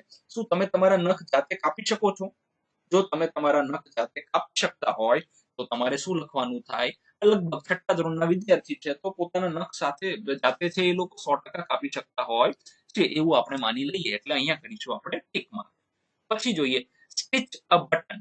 તમારા શર્ટમાંથી જો બટન તૂટી જાય તો તમે શું તે બટનને સોય દોરાની મદદથી સાંધી શકો છો? જો તમે તેને સાંધી શકતા હોય તો તમે ટિક મારો, અને ન સાંધી શકતા હોય તો ક્રોસ. હું અહીંયા ક્રોસ મારું છું કેમ કે 6ઠ્ઠા ધોરણના વિદ્યાર્થી માટે વસ્તુ થોડીક અઘરી મને લાગે છે. જો હોસ્ટેલમાં રહેતા હોય તો વાત જ અલગ છે, બાકી એના માટે અઘરી વસ્તુ છે. ચોથું, કુક ફૂડ. શું તમે જમવાનું બનાવી શકો છો? તો ખરેખર ઘણો અઘરો છે. ચા બનાવી શકતા હોય છે, ઘણી દીકરીઓ હોય છે, છોકરીઓ હોય છે, તે ચા બનાવી શકતી હોય છે, પણ જમવાનું તો બનાવવું અઘરું હોય છે. જો તમે 6ઠ્ઠા ધોરણમાં જમવાનું તમને બનાવતા આવડતું હોય તો તમે ખરેખર કહેવાય ને કે બહુ જ સ્કિલફુલ છો, તમારી પાસે બહુ સારું કૌશલ્ય છે એવું માની શકાય ખરું. હવે આગળ જોઈએ સ્વિમ, તરતા. મોટા ભાગના ગામડાના વિદ્યાર્થીઓને તરતા આવડતું હોય છે, તો એમાં ટીક મારીશું. શહેરના વિદ્યાર્થીઓને તરવામાં થોડો ઇસ્યુ થતો હોય છે, તો એમાં આપણે ક્રોસ કરી શકીએ. આમાં તમારો જવાબ છે તે મારાથી 100% અલગ પડી શકતો હોય છે, તમે તમારી રીતે આનો જવાબ લખી શકો. Iron clothes. હવે આયરન એટલે શું થાય? આયરન એટલે આમ તો એનું જો તમે સીધું ભાષાંતર કરવા જાવ ને તો આયરન નો અર્થ થાય લોઢું, પણ અહીંયા લોઢાની વાત નથી કરવામાં આવી. અહીંયા શાની વાત કરવામાં આવી છે? આયરન ક્લોથ નો મતલબ આપણને એમ કે છે કે તમને કપડા ઇસ્ત્રી કરતા આવડે છે કે નહીં. હે, તો મોટા ભાગના વિદ્યાર્થીઓને 6ઠ્ઠા ધોરણમાં તો કપડા ઇસ્ત્રી કરતા આવડતા હોતા નથી, તો આપણે અહીંયા ચોકડી કરીશું. પછી આવે છે 7, ફોલ્ડ ક્લોથ્સ. મતલબ કપડાને સંકેલવા. ફોલ્ડ એટલે એને વ્યવસ્થિત ગળી વાળીને રાખવા, એને ફોલ્ડ ક્લોથ્સ કહેવાય. તો કપડા જેને સંકેલતા આવડતા હોય એ લોકો અહીંયા ટીક મારે, ન આવડતા હોય એ લોકો ક્રોસ કરે. આ બહુ સામાન્ય વસ્તુ છે, આપણને લગભગ આવડતા હોય છે. Wash vessels. વેસલ્સ એટલે શું થાય ખબર છે? વાસણ. વાસણ કોને ધોતા આવડે છે? તો વાસણ જો સામાન્ય શાકભાજી વાળા વાસણ ચીકણા હોય એ ધોવા થોડા અઘરા છે, બાકી તો સામાન્ય વાસણ આપણે બધા ધોઈ શકતા જ હોઈએ છીએ. તો એમાં જે છે, જો તમને આવડતા હોય તો તમે ટીક મારી શકો છો, ન આવડે તો તમે ક્રોસ કરી શકો છો. 9, હેલ્પ ફ્રેન્ડ્સ. હા, આ તો બધાને આવડે, તો આમાં ટીક મારવું જોઈએ, આપણે જરૂર હેલ્પ કરવી જોઈએ. પછી અહીંયા લખેલું છે યુઝ અ સ્ટવ. સ્ટવ એટલે શું?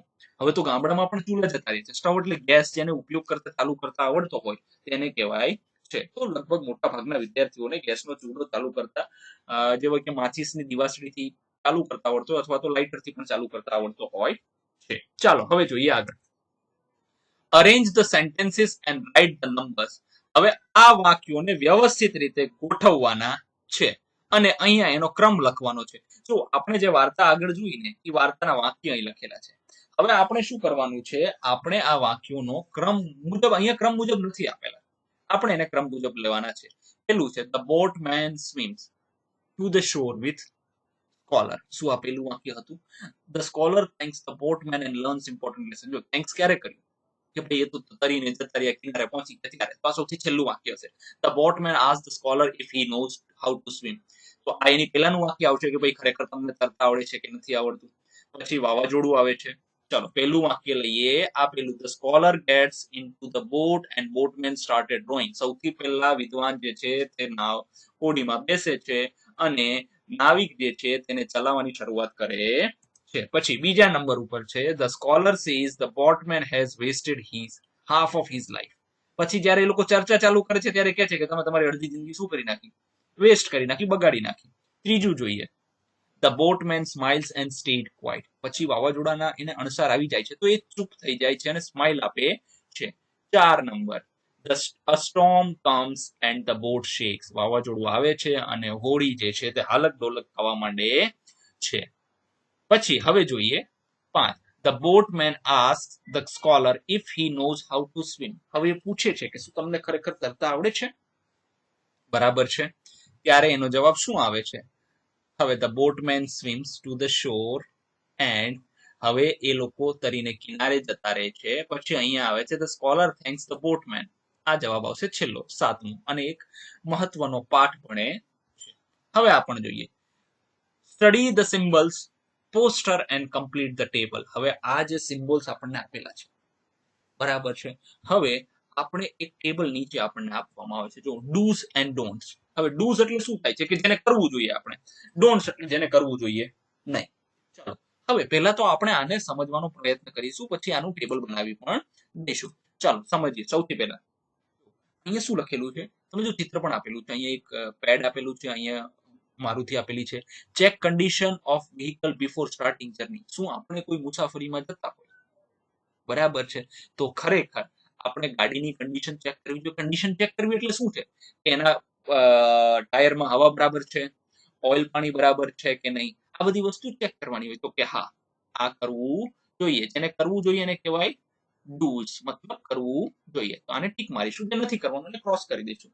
બીજું જોઈએ, do not drive if unfit, sleepy, not drive continuously more than 2 hours. તો હવે આપણને એમ કહેવામાં આવે છે કે તમે ખરેખર થાકેલા હોય છો અથવા તમને ઊંઘ આવેલી હોય છે તો તમારે વાહન ચલાવવું જોઈએ નહીં, અને 2 કલાક વધારે પડતા, જો અહીંયા છે ને સ્પેલિંગમાં ભૂલ છે, અહીંયા મોર ધેનમાં આ નહીં આવે, મોર ધેનમાં આ ધ્યાન લખવાનું થશે, મોર ધેન, બરાબર, THAN આવશે. આ ધ્યાન એટલે તો પછી થઈ જાય છે, આ મોર ધેન છે, બરાબર છે. તો અહીંયા આવી રીતે મોર ધેન આવશે. તો હવે તમારે શું કરવાનું કે ત્યારે તમારે જ્યારે તમે થાકી ગયા હોય તો 2 કલાકથી વધારે પણ કાર ચલાવાય નહીં. તો આ આવે છે, બરાબર છે, ડુઝ આવે છે કે ડોન્ટ્સમાં આવે છે, આ કરાય નહીં, બરાબર છે, ચલાવાય નહીં ગાડી. Do not exceed the capacity of vehicle and do not entertain passenger. જ્યારે તમે મારુતિ લઈને જતા હોય છો ત્યારે વાહનની લિમિટ હોય છે, દરેક વાહન અમુક સ્પીડ સુધી જ ચાલી શકે, અમુક ઝડપ સુધી જ ચાલી શકે. આપણને એમ થાય જલ્દી પહોંચી જઈએ એમ કરીને સીધા ક્યાંક પહોંચી જઈએ દવાખાનામાં, એના કરતા ધીરે ચલાવી સારી. અને do not entertain passengers, passengers જે હોય છે એને એન્ટરટેન મતલબ રસ્તામાં કોઈ વ્યક્તિને બેસાડવા નહીં, તમારી સાથે લૂંટપાટ પણ થઈ શકે છે. ઓલવેઝ ફોલો ટ્રાફિક રૂલ્સ, હા ટ્રાફિક રૂલ્સ આપણે ફોલો કરવા જોઈએ. Do not engage in road rage, હવે જો માથાકૂટમાં પડવું જોઈએ નહીં, લડાઈઓ કરવી જોઈએ નહીં. Do not drive under influence of drugs or alcohol, ક્યારેય જે છે આલ્કોહોલ અથવા કોઈ ડ્રગ્સ અથવા કોઈ એવી નશીલી વસ્તુઓ પીને વાહન ચલાવવું જોઈએ નહીં, તો આને નહીં આવે. ઓલવેઝ પ્લાન યોર જર્ની, હંમેશા જે આપણી મુસાફરી હોય છે, જર્ની એટલે શું, મુસાફરી નું આયોજન વ્યવસ્થિત રીતે કરવું જોઈએ. Do not use cell phones while driving, ચલાવતી વખતે સેલફોન એટલે શું, મોબાઈલ, જો મોબાઈલનો ઉપયોગ કરવો જોઈએ નહીં. મોટો ક્રોસ, કારણ કે મોટા ભાગના અકસ્માત જે થાય છે તે મોબાઈલના ઉપયોગના લીધે જ થતા હોય છે. ઓલવેઝ વિયર સીટ બેલ્ટ ઓર હેલ્મેટ, હેલ્મેટ ક્યારે કે આપણે હોન્ડા પર બાઇક પર જતા હોય ત્યારે હેલ્મેટ પહેરવાનું, અને ગાડીમાં હોય ત્યારે સીટ બેલ્ટ પહેરવો ફરજિયાત છે.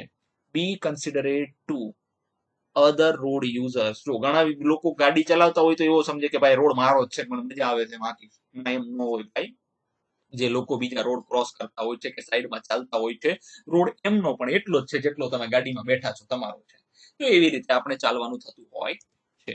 હવે જોઈએ ડુઝ એન્ડ ડોન્ટ્સ. પહેલું આવે છે ચેક કરી લેવાની કન્ડિશન વાહનની, પછી તો કે આપણી જર્ની છે, મુસાફરી છે, એને વ્યવસ્થિત રીતે શું કરી લેવાનું, તો કે એનું આયોજન કરી લેવાનું થાય છે. પછી ઓલવેઝ ફોલો, ટ્રાફિક રૂલ્સ ને આપણે ફોલો કરવા જોઈએ. પછી શું છે, પછી આપણે હેલ્મેટ અથવા સીટ બેલ્ટ પહેરેલો હોવો જોઈએ. પછી બી કન્સિડરેટ ટુ અધર રોડ યુઝર, જે બીજા રસ્તાઓનો ઉપયોગ કરી રહ્યા છે એમને પણ આપણે ધ્યાનમાં લેવા જોઈએ. શું ન કરવું જોઈએ, તો કે આપણે ક્યારેય નશીલી પદાર્થનું સેવન કરીને ગાડી ચલાવવી જોઈએ નહીં.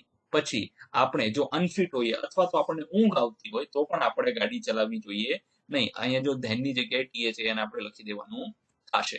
પછી છે ક્યારેય વ્હીકલ એટલે વાહન જે છે તેની લિમિટથી વધારે પણ આપણે સ્પીડમાં ચલાવવી જોઈએ નહીં. અને રસ્તામાં કોઈ વ્યક્તિઓ હાથ ઊંચો કરે તો એને પેસેન્જર્સ જે હોય છે, ઘણા લોકો એમ વિચારતા હોય કે ચલો ને 100-200 રૂપિયા જે ભાડા નથી કે બેસાડી દો ને, પણ ઘણી વખત આ વસ્તુ બહુ નુકસાન કરતી હોય છે. આ વસ્તુ ન કરો તો સારી વાત છે. હા, કોઈની મદદ જરૂર કરવી જોઈએ, પણ બધી વખતે મદદરૂપ થવા જઈએ તો ઘણી વખત હેરાન પણ થઈ જતા હોઈએ છીએ. પછી છે do not use cell phones, mobile ફોનનો ઉપયોગ કરવો જોઈએ નહીં. પછી છે do not engage in road rage, માથાકૂટમાં પડવું જોઈએ નહીં. ભાઈ ઓલો કે તારી ભૂલ થઈ, તો કે હા ભાઈ મારી ભૂલ થઈ ગઈ એમ કરી હાલતું થઈ જવાનું હોય છે. હવે જો આને શબ્દોમાં લખેલું છે, મતલબ ઓલા આગળ ચિત્ર લખેલા હતા, હવે આને ખાલી એમને આપણે શબ્દોમાં અહીંયા લખી દીધું છે કે આટલી વસ્તુ આપણે ન કરવી જોઈએ અને આટલી વસ્તુ આપણે કરવી જોઈએ. ડૂઝ એટલે શું, કે જે વસ્તુ કરવાની હોય.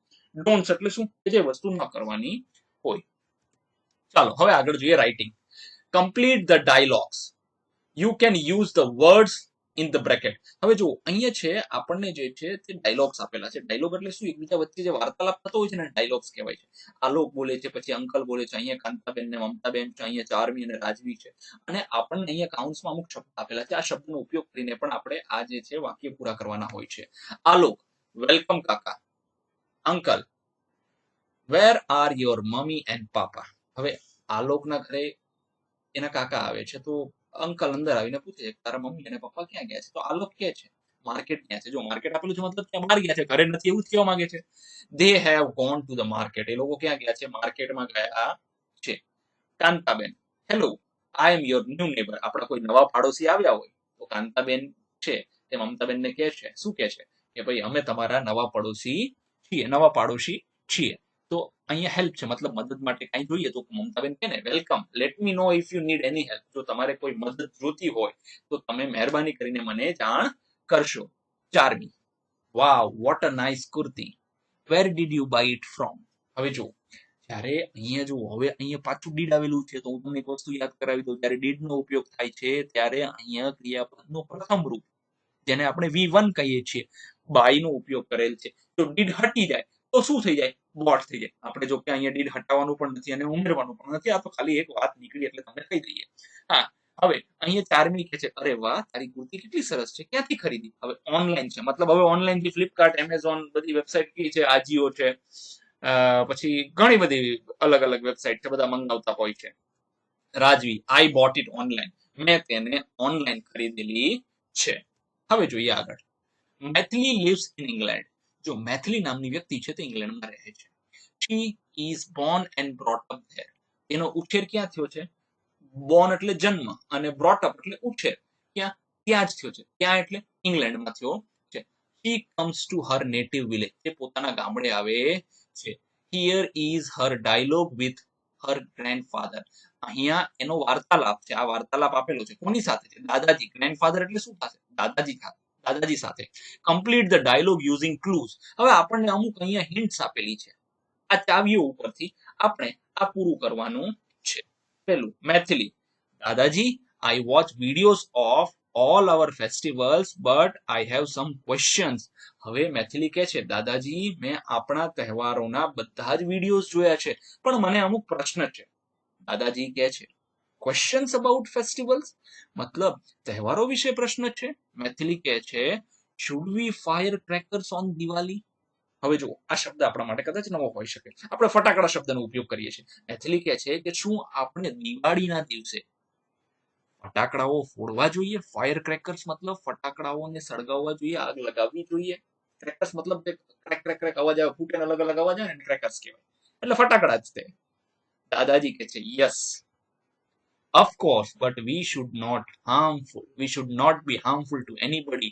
You should take extra care of yourself too. હા, આપણે ફટાકડા ફોડવા જોઈએ પણ હા, તેનાથી કોઈને નુકસાન ન થવું જોઈએ. અને હા, ખાસ વસ્તુ તો એ કે આપણે પોતાની જાતની પણ એક્સ્ટ્રા કેર કરવી જોઈએ, નકર આપણે જ દાજી જઈએ. બરાબર છે? જોઈએ ત્રીજું, મેથિલી.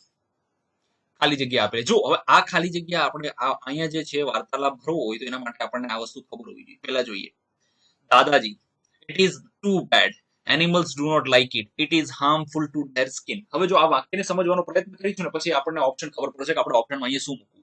ઘણી વખત એવું હોય છે કે પછીની જે વાક્ય રચના હોય છે તેમાં જવાબ આપણને આપેલો હોય છે. એ ખરેખર બહુ ખરાબ છે. શું ખરાબ છે? તો કે પ્રાણીઓને ગમતું નથી. શું નથી ગમતું?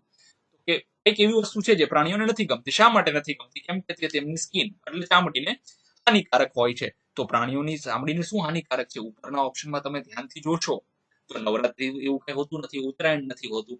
હા, sprinkling colours on dogs and cows. ધૂળેટીના દિવસે આપણે જે પણ કલરો જાનવરો ઉપર છાંટતા હોઈએ છીએ, કૂતરાને રંગી નાખશે, ગાયને રંગી નાખશે, બકરાને રંગી નાખશે. અરે ભાઈ, માણસોને રંગો ને. બરાબર છે, કૂતરાને પકડીને ગારા વાળું હશે એમાં નાખી આવશે. એવું શું કામ ભાઈ? જાનવરોને આ વસ્તુ ખરેખર ગમતી નથી. આપણે કરવું જોઈએ નહીં. તમને કોઈ વ્યક્તિ એવું કરે તો કેવું લાગે? તો આપણે એમને હેરાન કરવા જોઈએ નહીં. પછી જોઈએ Maithili. I like to eat sweets on festivals. મને તહેવારો ઉપર મીઠાઈ ખાવી ખૂબ જ ગમે છે. અહીંયા જેટલા પણ વિદ્યાર્થી મિત્ર બેઠા છે વર્ગખંડમાં, એમાંથી કોઈ પણ વિદ્યાર્થી મિત્ર એવો નહીં હોય કે જેને મીઠાઈ ખાવી ગમતી નહીં હોય. દાદાજી, you should eat home made sweets. દાદાજી કહે છે કે તમને ઘરે બનાવેલી મીઠાઈઓ જ ખાવી જોઈએ. હવે Maithili, should we fly kites on Uttarayan? Doesn't it harm the birds? ખરેખર આપણે ઉત્તરાયણ પર પતંગ ઉડાડવી જોઈએ? શું એ પ્રાણીઓને નુકસાન નથી કરતી? પ્રાણીઓને મતલબ કહેવાય છે કે નુકસાન નથી કરતી. All the festival should be celebrated but in the right way. આપણે દરેક તહેવાર ઉજવવો જોઈએ પણ એને યોગ્ય દિશામાં, યોગ્ય રીતે ઉજવવો જોઈએ. We should choose time to fly kites where birds are not in the sky. આપણે યોગ્ય સમય પસંદ કરીને જ પતંગ ઉડાડવી જોઈએ જ્યારે આકાશમાં પક્ષીઓ હોતા નથી. સાહેબ એવું તો કઈ રીતે બને કે આકાશમાં પક્ષી ના હોય છે જનરલી, મતલબ મોટે ભાગે birds fly more in the morning and in the evening. મતલબ સવારના સમયે અને સાંજના સમયે જે પક્ષીઓ છે તે આકાશમાં વધુ ઉડતા જોવા મળે છે. તો એ પછીના સમયે તમે પતંગ ઉડાડો ને, કોઈ ના નથી. બહુ મસ્ત આનંદ કરો, એકબીજાની પતંગો કાપો, હે ને, મજા આવશે. હવે અંતિમ વસ્તુ છે તે નવરાત્રી વાળું આપણે અહીંયા લખીશું. I like Navratri. I like to wear chaniya choli and play garba during Navratri. જેટલી પણ દીકરીઓ, જેટલી પણ છોકરીઓ વર્ગખંડમાં બેઠી છે તે બધાને નવરાત્રી પસંદ હશે. શું કામ? કે તે લોકો ચણિયા ચોળી પહેરીને ગરબા રમતા હોય છે. દાદાજી, yes, all our festivals are charming. આપણા દરેક ફેસ્ટિવલ છે તે ખૂબ જ સુંદર હોય. હવે આપણે જોઈએ language function. Join sentences using the given words. હવે આને ખરેખર સમજવાની જરૂર છે. સો એટલે શું થાય છે ખબર છે? એનું ગુજરાતી શું થાય આપણને જો ખબર હોય. સો એટલે તેથી થાય છે, બરાબર છે.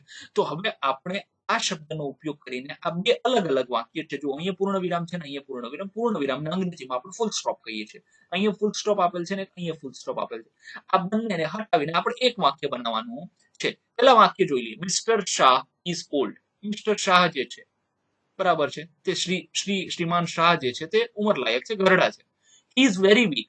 તે બહુ કમજોર છે. મતલબ કહેવાય કે ભાઈ ઉંમર થાય એટલે તબિયત સારી ના રહેતી હોય. તો એને કઈ રીતે લખશું? Mister Shah is old, so he is very weak. એટલે તેથી એ ઘણા કમજોર અથવા અશક્ત છે. હવે જો અહીંયા જે શબ્દ, આના માટે આપણે પેન લેવી પડશે, કેમ કે તો જ આપણે વ્યવસ્થિત રીતે સમજશું. અહીંયા શું લખેલું છે? આપણે એન્ડ નો ઉપયોગ કરવાનો છે. કેનો ઉપયોગ કરવાનો છે?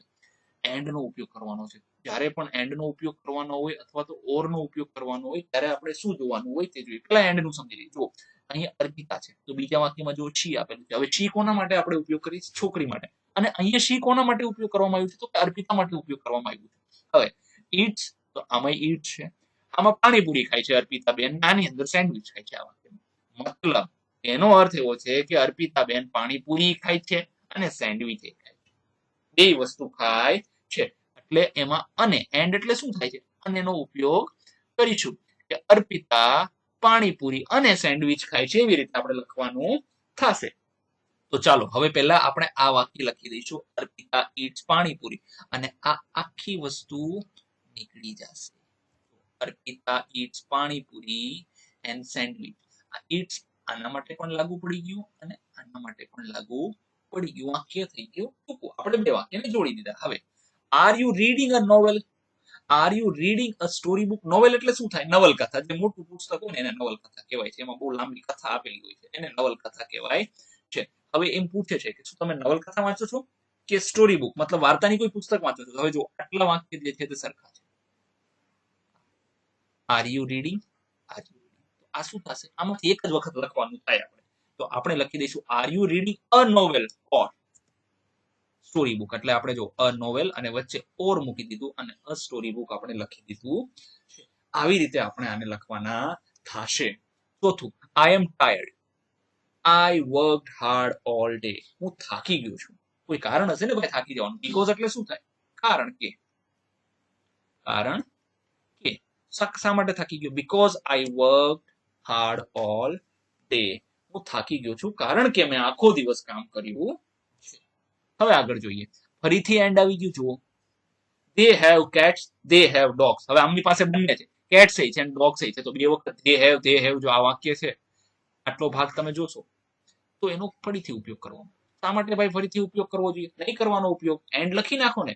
હવે અહીંયા આપણે લખશું they have cats. જો અહીંયા ખોટું છે, આટલું આ આવશે નહીં. they have cats and dogs. આટલું જ આવશે. આ વાક્ય આવશે, they have આવશે નહીં, નકર તો કોઈ અર્થ જ ન રહ્યો. હવે અહીંયા લખેલું છે ઓર. હવે ઓર નો ઉપયોગ આપણે કરવાનો છે. તો જો will you take, આની અંદર પણ છે અને આની અંદર પણ છે. તો હવે શું કરશું? આપણે એક વખત છે એને કાપી નાખવાનું થશે. આમાં શું લખેલું? જો આ વસ્તુને અહીંયા ભૂલથી લખાઈ ગઈ છે, આપણે કાપી નાખીશું. તો અહીંયા શું આવશે? will you take tea અને ઓર આવશે, તમે ચા લેશો અથવા તો કોફી લેશો, બેમાંથી શું લેશો? તો આ વસ્તુ આપણે લખવાની થશે નહીં. હવે જોઈએ આગળ, કમ્પ્લીટ ધ સેન્ટેન્સીસ. હવે આપણે વાક્ય પૂરા કરવાના છે. જો અહીંયા બધાના જવાબ અલગ અલગ આવી શકે છે, કારણ કે તમે તમારી રીતે વાક્યને પૂરા કરશો. I visited my dentist last Tuesday because એટલે કારણ કે. હવે ભાઈ દાંતના ડેન્ટિસ્ટ એટલે શું થાય? દાંતના ડોક્ટરની મુલાકાત શું કામ લીધી હોય? કે ભાઈ દાંત દુખતો હોય તો જ લીધી હોય ને, હે ને? Because I head a terrible એટલે સખત, ખરાબ રીતે જે દુખતું હોય. ટૂથ એટલે દાંત થાય, એક એટલે દુખાવો. શું થાય? દુખાવો. ટૂથેક, દાંતમાં દુખાવો થતો હોય તો જ મુલાકાત લીધી હોય ને દાંતના ડોક્ટરની, એમ. બીજું, mister Shah was very rich man but એટલે શું છે? પણ. હવે જો મિસ્ટર શાહ જે છે તે બહુ પૈસાદાર વ્યક્તિ હતા, બહુ સુખી વ્યક્તિ હતા, પણ he was not happy. પૈસાદાર હોવા છતાં પણ સુખી હતા નહીં. જ્યારે બટ નો ઉપયોગ થાય છે ત્યારે બીજું વાક્ય જે છે આનું વિરોધી હોય છે. જો સુખી છે તો એનું વિરોધી શું થાય? ખુશ નથી. સુખી હોવા છતાંય ખુશ ન હોય તો અદ્ભુત કહેવાય કે નહીં? ગજબ વસ્તુ કહેવાય, એમ. હવે જોઈએ, it was freezing this morning. Freezing એટલે જામી જવું. આ સવાર જે છે ખરેખર આજની છે. તો શું થયું? આઈ વોર મતલબ પહેરવું. આ છે ભૂતકાળનું રૂપ છે. શેનું ભૂતકાળનું રૂપ છે? તો કે વિયતનું. આઈ વોર અ વોર્મ જેકેટ. ગરમ જેકેટ મેં પહેરી લીધું, કેમ કે ભાઈ બહુ ઠંડી હતી. ફ્રીઝિંગ મતલબ બહુ ઠંડુ હતું. The children wore their costumes and. બાળકોએ જે છે, કોસ્ટ્યુમ્સ એટલે શું છે? તમારા શાળામાં જો કોઈ પ્રોગ્રામ કે કોઈ ફંક્શન હોય, 26મી જાન્યુઆરી છે, વાર્ષિક દિવસ છે, કે 15મી ઓગસ્ટ છે, સ્વતંત્રતા દિવસ, આ બધી જગ્યાએ ગાંધી જયંતિની ઉજવણી છે, તો આપણે કોસ્ટ્યુમ્સ એટલે અલગ અલગ વેશ જે પહેરતા હોઈએ છીએ, વેશભૂષા જે કહેવાય એને, બરાબર છે. And performed in the school play. અને એ લોકોએ સ્કૂલમાં જે નાટક, પ્લે એટલે શું થાય? પ્લે એટલે રમવું આપણે હોય છે, પણ પ્લે નો અર્થ નાટક પણ થાય છે. ઘણા કેસેસર નાટક એટલે ડ્રામા થાય, ડ્રામા પણ થાય અને પ્લે પણ થાય છે. સ્કૂલ પ્લેમાં એને પરફોર્મન્સ આપ્યું. પરફોર્મન્સ એટલે રજૂઆત કરી હતી. રજૂઆત એટલે ડાન્સ કે આ કઈ રજૂ કરે, એમ. Shruti studied hard for the maths test but. હવે આ વાક્ય છે એનું બીજું વાક્ય હંમેશા વિરોધી થશે. કે શ્રુતિએ બહુ મહેનત કરી ગણિતની અંદર, પણ શું? માર્ક તો ઓછા આવે, but she still found it difficult. અને તેમ છતાં પણ એને અઘરું લાગે છે. બહુ મહેનત કરવા છતાં પણ ગણિત બધાને અઘરું લાગતું હોય, તો એના માટે પ્રેક્ટિસ કરવી પડે. હવે જોઈએ આગળ. હવે અહીંયા શું લખેલું છે? Right suitable. હવે આપણે ફરીથી લેઝર પેનનો ઉપયોગ કરીશું. હવે આપણને અહીંયા બહુ સરસ વસ્તુ આપવામાં આવી છે, આપણે એને સમજવી જોઈએ. જુઓ, હવે આપણને શું કીધું છે? આપણને કીધું છે write suitable words to add something to the meaning of given word. હવે અહીંયા અમુક શબ્દ દીધા છે, એ શબ્દમાં ઉમેરો કરે તેવા આપણે લખવાના છે. જેમ કે અહીંયા ફ્લોર એટલે શું થાય? જમીન જે હોય છે, આપણે ફર્શ જેને કહીએ છીએ. ફર્શ તો હિન્દી શબ્દ થઈ જશે, પણ આપણે જે જમીન પર બેસતા હોઈએ છીએ, વર્ગખંડની અંદર નીચે બેસતા હોય ત્યારની વાત છે. પહેલા બીજા ધોરણમાં લગભગ વિદ્યાર્થીઓ નીચે બેસતા હોય, તો એને ફ્લોર કહેવાય છે. એને ભોંયતળિયું. જો ક્લીન ફ્લોર મતલબ સાફ ભોંયતળિયું. બાસ્કેટ તો કે રેડ બાસ્કેટ. કેવું બાસ્કેટ? તો કે લાલ બાસ્કેટ. હે ને? બરાબર છે. મતલબ બાસ્કેટનો રંગ દેખાડે છે. અને ભોંયતળિયું કેવું? તો સાફ દેખાડે. હવે અહીંયા જુઓ, રિવર લખેલું છે, તો રિવર કેવી હોઈ શકે? વાઇડ રિવર હોઈ શકે, લોંગ લાંબી નદી પણ હોઈ શકે. તમે વાઇડની જગ્યાએ લોંગ લખશો તો પણ ચાલશે. ક્લાસરૂમ એટલે વર્ગખંડ, તો કે નોઇઝી ક્લાસરૂમ. તો ઘણા બધા વર્ગખંડ એવા હોય કે જેમાં નકરા વિદ્યાર્થીઓ એકબીજા સાથે વાતો જ કરતા હોય છે, અવાજ જ કરતા હોય છે, તેને શું કહેવાય? Noisy classroom. પછી છે સ્ટેજ, તો કે સ્ટેજ કેવું છે? બિગ સ્ટેજ, મોટું સ્ટેજ. મેન તો કે ઓલ્ડ મેન. આમાં યંગ મેન પણ લખી શકો. યંગ મેન એટલે જુવાન માણસ, ઓલ્ડ મેન એટલે ઘરડો માણસ. મેંગો તો કે રાઈપ મેંગો. રાઈપ એટલે કેવું? પાકી ગયેલા. અત્યારે ઉનાળો છે, કેરીની સીઝન ચાલુ છે, તો કહેવાય કે પાકી ગયેલી કેરી. સડી ગયેલી કેરી પણ કહી શકાય. અહીંયા તમે લખી શકો રોટન મેંગો, મતલબ સડી ગયેલી કેરી. શર્ટ તો શર્ટમાં કલર હોઈ શકે, બ્લુ, રેડ, કોઈ પણ કલરનો શર્ટ. જ્યુસ તો કે શેનું જ્યુસ છે? તો કે ભાઈ ફ્રેશ જ્યુસ હોય, મેંગો જ્યુસ. આપણે એ પણ અહીંયા લખી શકીએ છીએ. તાજું છે, જ્યુસ છે, વાસી છે, ફ્રેશ જ્યુસ. સ્ટુડન્ટ વિદ્યાર્થી, તો કે કેવો? બ્રિલિયન્ટ વિદ્યાર્થી. બધા વિદ્યાર્થીઓ બ્રિલિયન્ટ જ હોય છે. મારું એવું માનવું છે કે કોઈ પણ વિદ્યાર્થી જે છે એ ઠોઠ નથી હોતો. હા, થોડી મહેનત ઓછી કરતો હોય છે, બાકી વિદ્યાર્થીઓ હંમેશા કેવા હોય છે? બ્રિલિયન્ટ જ હોય છે. હવે જોઈએ આગળ.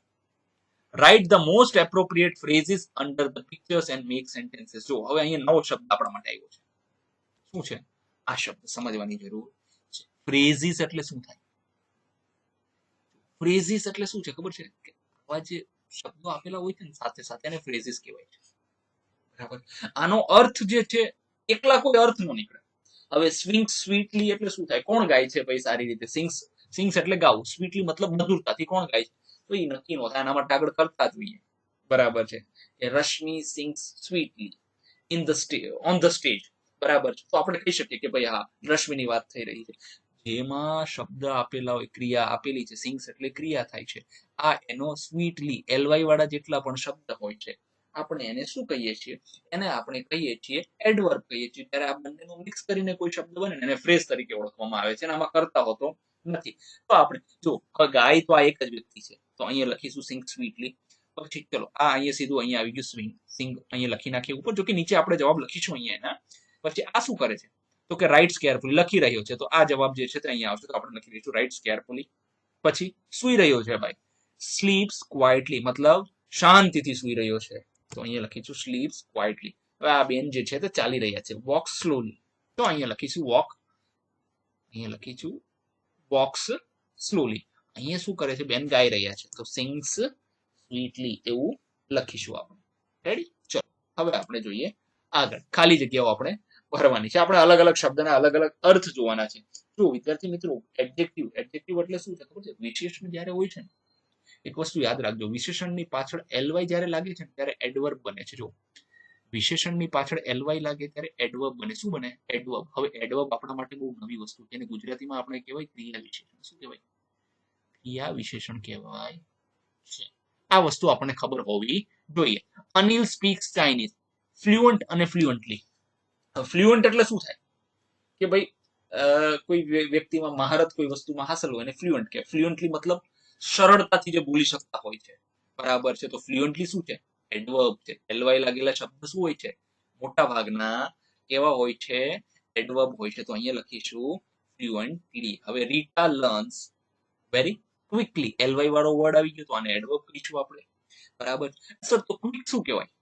મતલબ જ્યારે વાક્યના અંશોમાં જ્યારે થતા હોઈએ તો ક્વિક શું કહેવાય? ક્વિક જે છે તે એડજેક્ટિવ છે. શું છે? એડજેક્ટિવ. હવે એડજેક્ટિવ પાછું નવું આવ્યું, અને ગુજરાતીમાં શું કહેવાય? તો કે એડજેક્ટિવ બરાબર ગુજરાતીમાં કહેવાય વિશેષણ. હા, આપણે આગળ જોયું કે જ્યારે વિશેષણમાં એલવાય લાગે તો શું બની જાય? ક્રિયા વિશેષણ બની જાય. તો ક્વિક ની અંદર એલવાય લાગે તો શું થઈ ગયું? ક્વિકલી એડવર્બ થઈ જાય છે, ક્રિયા વિશેષણ. તો અહીંયા આવશે રીટા લર્ન્સ વેરી ક્વિકલી, ત્વરિતતાથી, ઝડપથી શીખે છે. વી ફોટ વિથ ધ એનિમીઝ બ્રેવલી. ફરીથી એલવાય વાળો શબ્દ. આપણે બહાદુરી પૂર્વક, એ ક્રિયા વિશેષણ છે. બહાદુરી પૂર્વક, બહાદુર છે એ શું થઈ જશે? બહાદુર જે છે એ વિશેષણ છે.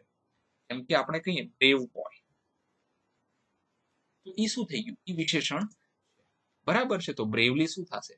બ્રેવલી એલવાય લાગી ગયું તો એડવર્બ થઈ જશે. અહીંયા આપણે લખીશું bravely. Falguni is dash driver. હવે જુઓ, ડ્રાઈવર જે છે તે નામ છે, નાઉન જેને કહેવાય ઇંગ્લિશમાં. તો નાઉન ની આગળ જ્યારે આવશે ત્યારે હંમેશા શું આવશે? શું આવશે? કેવા ડ્રાઈવર છે? તો કે સ્લો ડ્રાઈવર છે. તો આ એડજેક્ટિવ છે. કોનું એડજેક્ટિવ લાગે છે? તો કે ડ્રાઈવર માટે જે નામ છે એનું એડજેક્ટિવ શું લાગશે? સ્લો. અહીંયા લખીશું સ્લો ડ્રાઈવર, મતલબ ધીમા ડ્રાઈવર છે. Ritesh has got a dash voice. હવે લાઉડલી નહીં આવે. કેમ લાઉડલી નહીં આવે? અહીંયા જો, હવે જ્યારે કોઈ વસ્તુને આપણી વિશેષતા આપણે દેખાડો, તમે જો એલવાય વાળા બધા શબ્દ અંતે આવેલા છે, ત્યારે અહીંયા અંતે અલગ અલગ શબ્દ છે. અહીંયા ડ્રાઈવર આપેલો છે, અહીંયા વોઇસ આપેલો છે, અહીંયા બોય આપેલો. તો કોઈ પણ નામની વિશેષતા જ્યારે દેખાડવામાં આવે ને ત્યારે વિશેષણનો ઉપયોગ થાય. તો લાઉડલી જે છે તે ક્રિયા વિશેષણ છે, એલવાય વાળો શબ્દ છે. જ્યારે લાઉડ જે છે તે શું છે? વિશેષણ છે. તો અહીંયા લખીશું લાઉડ વોઇસ. કોનો વોઇસ છે કે કોના માટે વિશેષણ છે? તો કે આ વોઇસ માટેનું એ વિશેષણ છે. અહીંયા બોય છે તે શું છે? નાઉન છે. નાઉન નો અર્થ શું થાય?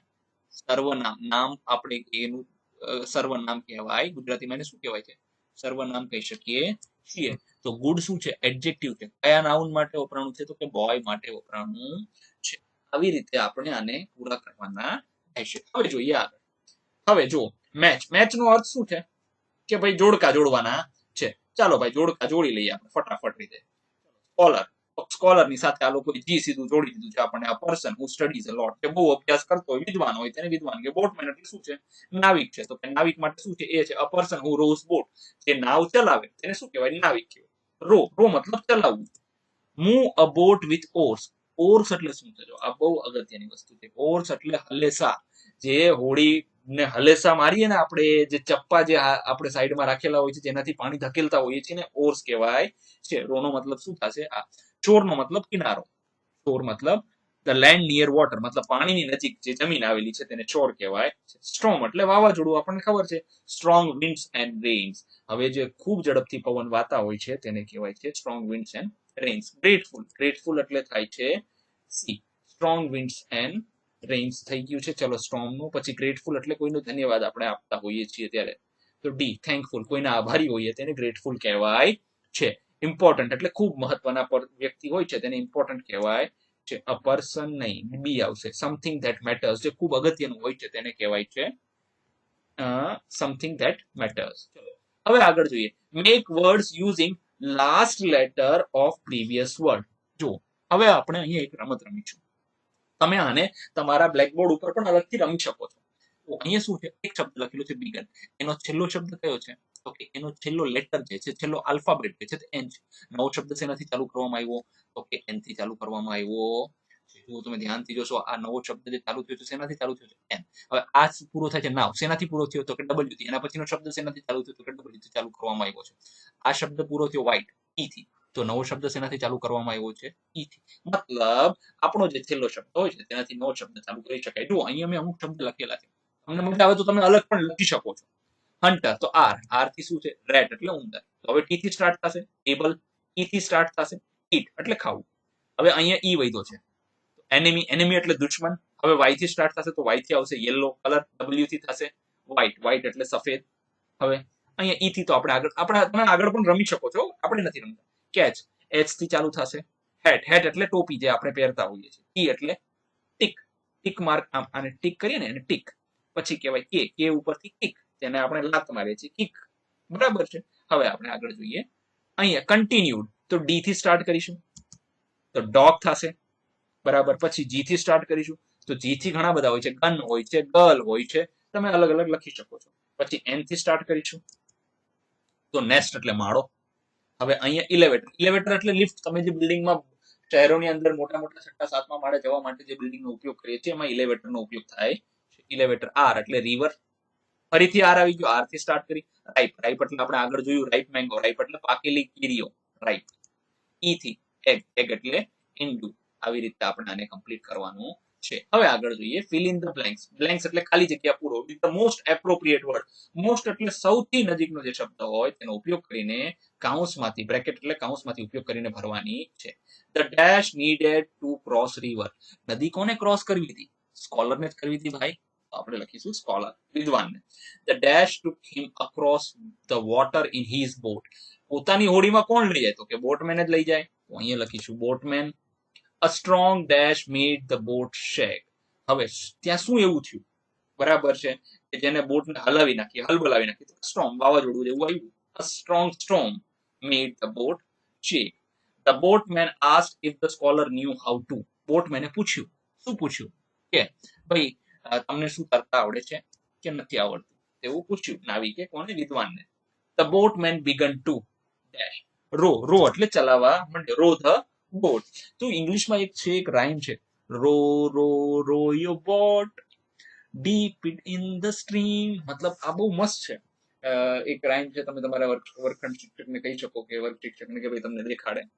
તો રો મતલબ ચલાવીને લઈ જવી હોડીને થતું હોય છે. હવે જોઈએ એક પ્રવૃત્તિ છે. ચલો lettuce play red light green light. ચલો આપણે રમત રમીએ, રેડ લાઇટ ને ગ્રીન લાઇટ. શિક્ષક વિદ્યાર્થીઓને રેડ લાઇટ અને ગ્રીન લાઇટ રમત રમાડશે. ચલો તમને રમાડશે. શિક્ષક વસ્તુ, વ્યક્તિ, પ્રાણીના અંગ્રેજી નામ બોલશે ત્યારે વિદ્યાર્થીઓ વર્ગમાં ઉભા રહેશે. તે રેડ લાઇટ તરીકે ઓળખી શકાશે. જો નામ જે છે ને, શિક્ષક વસ્તુના નામ, વ્યક્તિ અથવા પ્રાણીના શબ્દ બોલશે ત્યારે શું કરવાનું છે? રેડ લાઇટ તરીકે તેને ઓળખવામાં આવશે. જ્યારે શિક્ષક ક્રિયા દર્શાવતા શબ્દો બોલશે તો વિદ્યાર્થી વર્ગખંડમાં ચાલશે. જો એકમાં ઉભા રહેવાનું છે, ઉભા રહેશે. બીજામાં તમારે ચાલવા માંડવાનું છે, ગ્રીન લાઇટ. ચાલવા માંડવાનું મતલબ શું ખબર છે? ક્રિયા એટલે શું? ક્રિયા હંમેશા એક કામ થતું હોય એને ક્રિયા કહેવાય છે. જે વિદ્યાર્થીઓ ઉભા રહે તેને આઉટ જાહેર કરશે. મતલબ જે વિદ્યાર્થીઓ જે છે, આમાં પ્રાણીનું નામ કીધું અને ચાલવા માંડ્યા તે પણ આઉટ થશે, અને જ્યારે ક્રિયા કીધી ત્યારે ઉભા રહી ગયા તે પણ આઉટ થશે અને તેને બેસી જવાનું રહેશે. ઉદાહરણ તરીકે અ શાર્પનર. શાર્પનર એટલે શું છે? આપણે જે અણી કાઢવાનો સંચો હોય છે, આ શું છે? આ હકીકતમાં નામ છે. શું છે? સર્વનામ કહેવાય, જેને નામ તરીકે ઓળખીએ. પેન શું છે? પેન એક નામ છે, એટલે ઉભા રહેવાનું થશે. બુક શું છે? બુક એક નામ છે, ઉભા રહેવાનું થશે. વિન્ડો શું છે? વિન્ડો તો કે એક નામ છે, ઉભા રહેવાનું થશે. પેન્સિલ, પેન્સિલ શું છે? એક નામ છે. લાયન શું છે? એક નામ છે. ઇરેઝર્સ, રબર્સ જેને આપણે કહીએ, check rubber. Boys, girls, friends, આ બધા શબ્દ છે એ કેવા છે? નામ છે, જેને ઇંગ્લિશમાં કહેવાય છે નાઉન. શું કહેવાય? નાઉન કહેવાય છે. જ્યારે શિક્ષક અચાનક બોલશે સિંગ, સિંગ એટલે શું થાય? ગાવું. આ શું થઈ ગયું? આ ક્રિયા છે. ગાવું તો શું છે? ક્રિયા છે. ગાવું, રમવું, દોડવું, લખવું, સંતાવવું, આ બધી શું છે? ક્રિયાઓ છે. તો ક્રિયામાં તમારે શું કરવાનું છે? તમારે ચાલવા માંડવાનું છે. ક્રિયા દર્શાવતા શબ્દોને બદલે સ્થાન, સમય વગેરેનો પણ શિક્ષક ઉપયોગ કરી શકે. અલગ અલગ રમતમાં અલગ અલગ વસ્તુ કરી શકાય છે. ચાલો હવે જોઈએ સ્પીકિંગ પાર્ટ, એટલે બોલવાનું શું છે. આપણે read the dialogue and make pairs and enactive. તો તમારે આ ડાયલોગ્સ છે, હવે શું કરવાના છે? બે વિદ્યાર્થીઓ ઉભા થઈ જવાના, સોની અને રિયા, આ બંને જ વિદ્યાર્થીઓ છે. વારા પ્રતિ વારા બધા બોલશે અને શું કરવાનું છે કે તમારે ખરેખર સમજવાનો પ્રયત્ન કરવાનો છે. સોની બોલે છે, excuse me, may I sit here? શું હું અહીંયા બેસી શકું? Points to an empty chair. Empty એટલે ખાલી. ખાલી ખુરશીને દેખાડે છે. કોણ દેખાડે છે? સોની પૂછે છે કે શું આ ખાલી ખુરશી છે તો અહીંયા બેસી શકું છું? Riya, of course, please have a seat. Smiles and nods. તો આ વસ્તુ તો તમારે છે ને કરવાની હોય છે, આ બોલવાની છે. તો કે ઓફકોર્સ, હા, શા માટે? તમે આરામથી બેસી શકો છો, બેસો. બરાબર. સ્માઇલ્સ મતલબ સ્માઇલ કરીને, પોતાનું નોટ્સ મતલબ માથું હલાવીને જવાબ આપે છે. સોની, થેન્ક યુ, આભાર. સો કાઇન્ડ ઓફ યુ, તમે ખૂબ દયાળુ છો. Sits down and makes eye contact. પછી બેસે છે અને એની આંખ સાથે સંપર્ક સાધે. કોની આંખ સાથે? રિયા સાથે. Riya, you are welcome. જો જ્યારે કોઈ તમને ધન્યવાદ કે આભાર કહે તો કહેવાય કે યુ આર વેલકમ. તમને ફરીથી પણ મદદ માટે ક્યારે પણ તમે મને પૂછી શકો છો. Good manners are so important. Riya કહે છે કે શિષ્ટાચાર ખૂબ જ મહત્વનો છે. Riya, exactly, we should also learn table manners. હવે ટેબલ મેનર્સ તો આ બહુ મોટો પ્રશ્ન. ટેબલ મેનર્સ એટલે કેવા મેનર્સ? ઘણી વખત એવું હોય છે કે તમે લોકો વર્ગખંડમાં બેઠા હોય છો, ટેબલની અંદર, બેન્ચ ઉપર, તો એના અલગ શિષ્ટાચાર હોય છે. ટેબલ એટલે અહીંયા જમવાના ટેબલ ને ડાઇનિંગ ટેબલ ની વાત થાય છે કે તમે જમતી વખતે પણ એના અલગ અલગ હોય. આપણે લોકો જો ભોંયતળીએ બેસીને ખાતા હોય છે, એનો આનંદ અલગ છે. પણ તમે જ્યારે ડાઇનિંગ ટેબલ ઉપર કોઈની જગ્યાએ કોઈના મહેમાન થઈને ગયા હોય, હોટલમાં જમવા ગયા હોય, ત્યારે એના મેનર્સ અલગ હોય છે.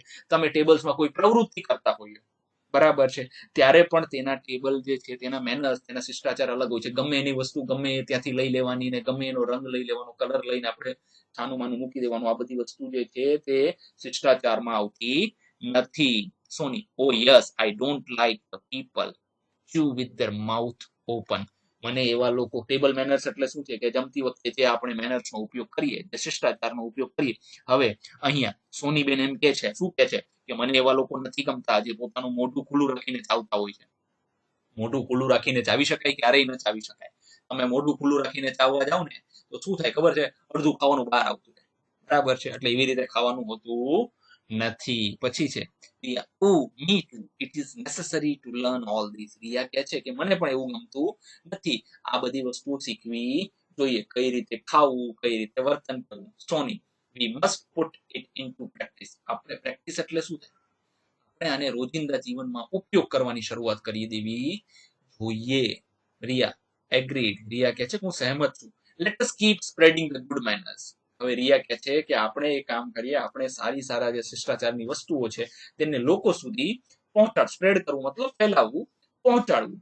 Smiles and feels happy. Smile આપે છે અને ખુશ થાય છે. હવે જોઈએ divide the class into two groups. હવે ક્લાસને બે વિભાગમાં વહેંચી દેવાનો છે. One group will speak good manners and the other group will speak bad manners in the box. અહીંયા ઘણા બધા શિષ્ટાચારની વસ્તુઓ આપેલી. આમાં સારું કયું છે ખરાબ કયું છે આપણે જોવાનું છે. ગ્રીટિંગ્સ એટલે કોઈ તમને ભેગું થાય તેને ગુડ મોર્નિંગ, ગુડ આફ્ટરનૂન, નમસ્તે કેવું, જય શ્રી કૃષ્ણ કેવું, આ બધું ગ્રીટિંગ્સમાં આવે છે. આ ગુડ મેનર્સમાં.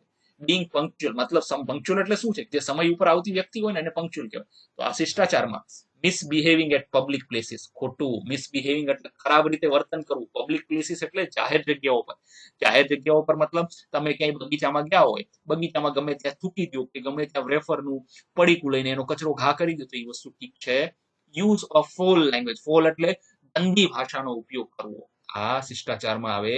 રિસ્પેક્ટિંગ એલ્ડર્સ, હા, આપણે વૃદ્ધો જે છે, વડીલો જે છે તેમનું સન્માન કરવું જોઈએ. Always speak the truth, good મેનર્સમાં સત્ય જ બોલવું જોઈએ. આસ્કિંગ પરમિશન્સ, આપણે હંમેશા જે છે એ પરમિશન મતલબ મંજૂરી લેવી જોઈએ, કારણ કે આપણે વિદ્યાર્થી છીએ, નાના છીએ, સાચું શું છે ખોટું શું છે આપણને ખબર હોતી નથી. ઇન્ટરપ્ટિંગ ઇન બિટવીન, આ શિષ્ટાચારમાં આવે નહીં. કોક બે જણા વાતો કરતા વચ્ચે આપણે એમને ડિસ્ટર્બ કરીએ, ઇન્ટરપ્ટ કરીએ, તકલીફ પહોંચાડીએ, એ વસ્તુ ઠીક છે નહીં. નોટ યુઝિંગ બેઝિક એટિકેટ, હવે જો હવે એટિક્વેટ્સ ઘણા, એટિકેટ્સ મતલબ શું છે ખબર છે કે શિષ્ટાચાર જ છે, કે બેઝિક એટિકેટ્સ નો આપણે અમુક ઉપયોગ કરતા હોઈએ નહીં, પણ આપણે કરવો જોઈએ, એટલે આપણે કરવો જોઈએ. તો અહીંયા નોટ ના હોત તો આ હોત. Using please and thank you, હા ભાઈ આપણે પ્લીઝ કોઈ પાસે કોઈ વસ્તુ માંગતા હોઈએ તો પ્લીઝ નો ઉપયોગ કરવો જોઈએ, અને એ વસ્તુ જ્યારે એને પાછી આપીએ ત્યારે થેન્ક યુ નો ઉપયોગ કરવો જોઈએ. લિસનિંગ એક્ટિવલી, લિસનિંગ એટલે સાંભળવું, એક્ટિવલી એટલે સંપૂર્ણ ધ્યાન આપીને સક્રિય થઈને ત્યાં સાંભળતા હોઈએ તેને કહેવાય listening actively. Saying excuse me and I am sorry, હવે જો એક્સક્યુઝ મી, જ્યારે કોઈ પાસેથી આપણે કોઈ મતલબ એક જગ્યા છે, ક્લાસરૂમ નો દરવાજો છે, આપણે ત્યાં બે ત્રણ વિદ્યાર્થીઓ રસ્તામાં ઉભા છે અને આપણે અંદર જવું છે, તો આપણે શું શબ્દનો ઉપયોગ કરવાનો? એક્સક્યુઝ મી, એટલે સામેવાળી વ્યક્તિ શું કરશે? થોડીક સાઈડ થઈ જશે, તમને જવાનો રસ્તો આપશે. અને આઈ એમ સોરી, ત્યાં દરવાજા ઉપર ઉભા છે એ લોકો શું કહેશે? આઈ એમ સોરી, તમે આરામથી જઈ શકો છો. તો આ ગુડ મેનર્સમાં આવે છે. નોટ રિપ્લાઇંગ એન્ડ આન્સરિંગ રૂડલી, ઘણી વખત કોઈ વિદ્યાર્થી છે, તમારો મિત્ર છે, તમને એક ને એક પ્રશ્ન ઘડીએ ઘડીએ પૂછે, તેમ છતાંય તમે એને જવાબ ના આપતા હોય, અથવા તો બહુ ખરાબ રીતે, રૂડલી મતલબ બહુ ખરાબ રીતે એને આન્સર આપો, જવાબ આપો, તો એ ખોટી વસ્તુ. યેલિંગ, યેલિંગ મતલબ ચિલ્લાવું, રાળો નાખવી કોઈ ઉપર, આ વસ્તુ યોગ્ય નથી. પછી છે મિસબિહેવિંગ એટ ધ ટેબલ, ટેબલ ઉપર મતલબ જમવા બેઠા હોય ડાઇનિંગ ટેબલ ઉપર, ત્યારે જે છે ત્યારે ખરાબ રીતે વર્તન કરવું. આ નથી બનાવ્યું, આ નથી ભાવતું, તમે રીંગણાનું શાક જ કરો છો, મારે બટેટાનું શાક. અરે ભાઈ, ઘણા લોકોને જમવાનું પણ નથી મળતું, તમને જમવાનું તો મળે છે ને, તો તમારે ભગવાનનો આભાર માનવો જોઈએ. બીંગ કાઇન્ડ એન્ડ કમ્પેશનેટ, લોકો પ્રત્યે આપણે દયાળુ હોવા જોઈએ. સ્ટોપ વેસ્ટિંગ ફૂડ, પણ ગુડ મેનરમાં આવે, આપણે જમવાનું બગાડવું જોઈએ. નોટ ગ્રીટિંગ્સ ગેસ્ટ, ખોટું ના, આપણે ગ્રીટિંગ મતલબ મહેમાન આપણા ઘરમાં આવે તો એને જય શ્રી કૃષ્ણ તો કરવા જ પડે ને, તમારે એને જય શ્રી કૃષ્ણ કરો, નમસ્તે કરો, તમારા ઘરમાં જે પણ ચલણ થતું હોય એ વસ્તુ તમારે કરવી જોઈએ. ડિસઓબેઇંગ, ઓબે એટલે શું થાય? માનવું. ડિસઓબેઇંગ એટલે ન માનવું, તમે મોટાઓનું ન માનો તો ચાલે ના, એ એની ડિસરિસ્પેક્ટ કરી કહેવાય. ચલો હવે આને આપણે ટેબલના ફોર્મમાં લખી દીધું, જુઓ તમે અહીંયા લખી દીધું છે, ગ્રીટિંગ્સ ને બધું આપણે લખી દીધું છે. ચાલો જો આ ગ્રીટિંગ્સ બધી લખી દીધી છે, ગ્રીટિંગ્સ છે, આ બધા ગુડ મેનર્સમાં છે, આપણે એને ગ્રીન કલર થી કરેલા છે. આ બધા બેડ મેનર્સ છે, અને આપણે રેડ કલર થી કરેલા છે. હવે જોઈએ ડુ ઇટ યોરસેલ્ફ, હવે એક વાર્તા લખવાની છે. Find and write any one story about good manners, હવે શિષ્ટાચારની અને સારી ટેવોની, સુટેવ જેને કહેવાય. જો ગુડ હેબિટ્સ એટલે શું કહેવાય? સુટેવ. બેડ હેબિટ્સ એટલે કુટેવ.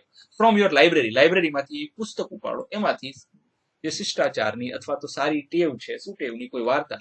ટેલ the story to your friends and present in the prayer assembly, પ્રાર્થનામાં આ વસ્તુ તમારે રજૂ કરવાની છે. તો કે આ તમારે જાતે જ કરવાનું છે, પણ હું તમારા માટે અહીંયા વાર્તા લખી દઉં છું, બરાબર છે. એમાં જો ગુડ હેબિટ્સ જે છે એમાં શેનો ઉપયોગ કરવામાં આવ્યો છે? પ્લીઝ નો ઉપયોગ કરવામાં આવ્યો છે, શિષ્ટાચાર વાળા બધા શબ્દનો ઉપયોગ કરવામાં આવ્યો છે. થેન્ક યુ, પ્લીઝ, સોરી, આ બધા શબ્દનો ઉપયોગ કરવામાં આવ્યો છે. તમે આને વાંચીને તમારી રીતે આને યાદ કરી શકો છો, અને તમારા વર્ગખંડમાં અથવા પ્રાર્થનામાં તમે આને રજૂ કરી શકો છો. વિદ્યાર્થી મિત્રો, તમને વિડીયો પસંદ આવ્યો હશે. જો તમને વિડીયો પસંદ આવ્યો હોય તો જરૂરથી તમારા મિત્રો સાથે આને જે છે તે તમે શેર કરજો. ધન્યવાદ.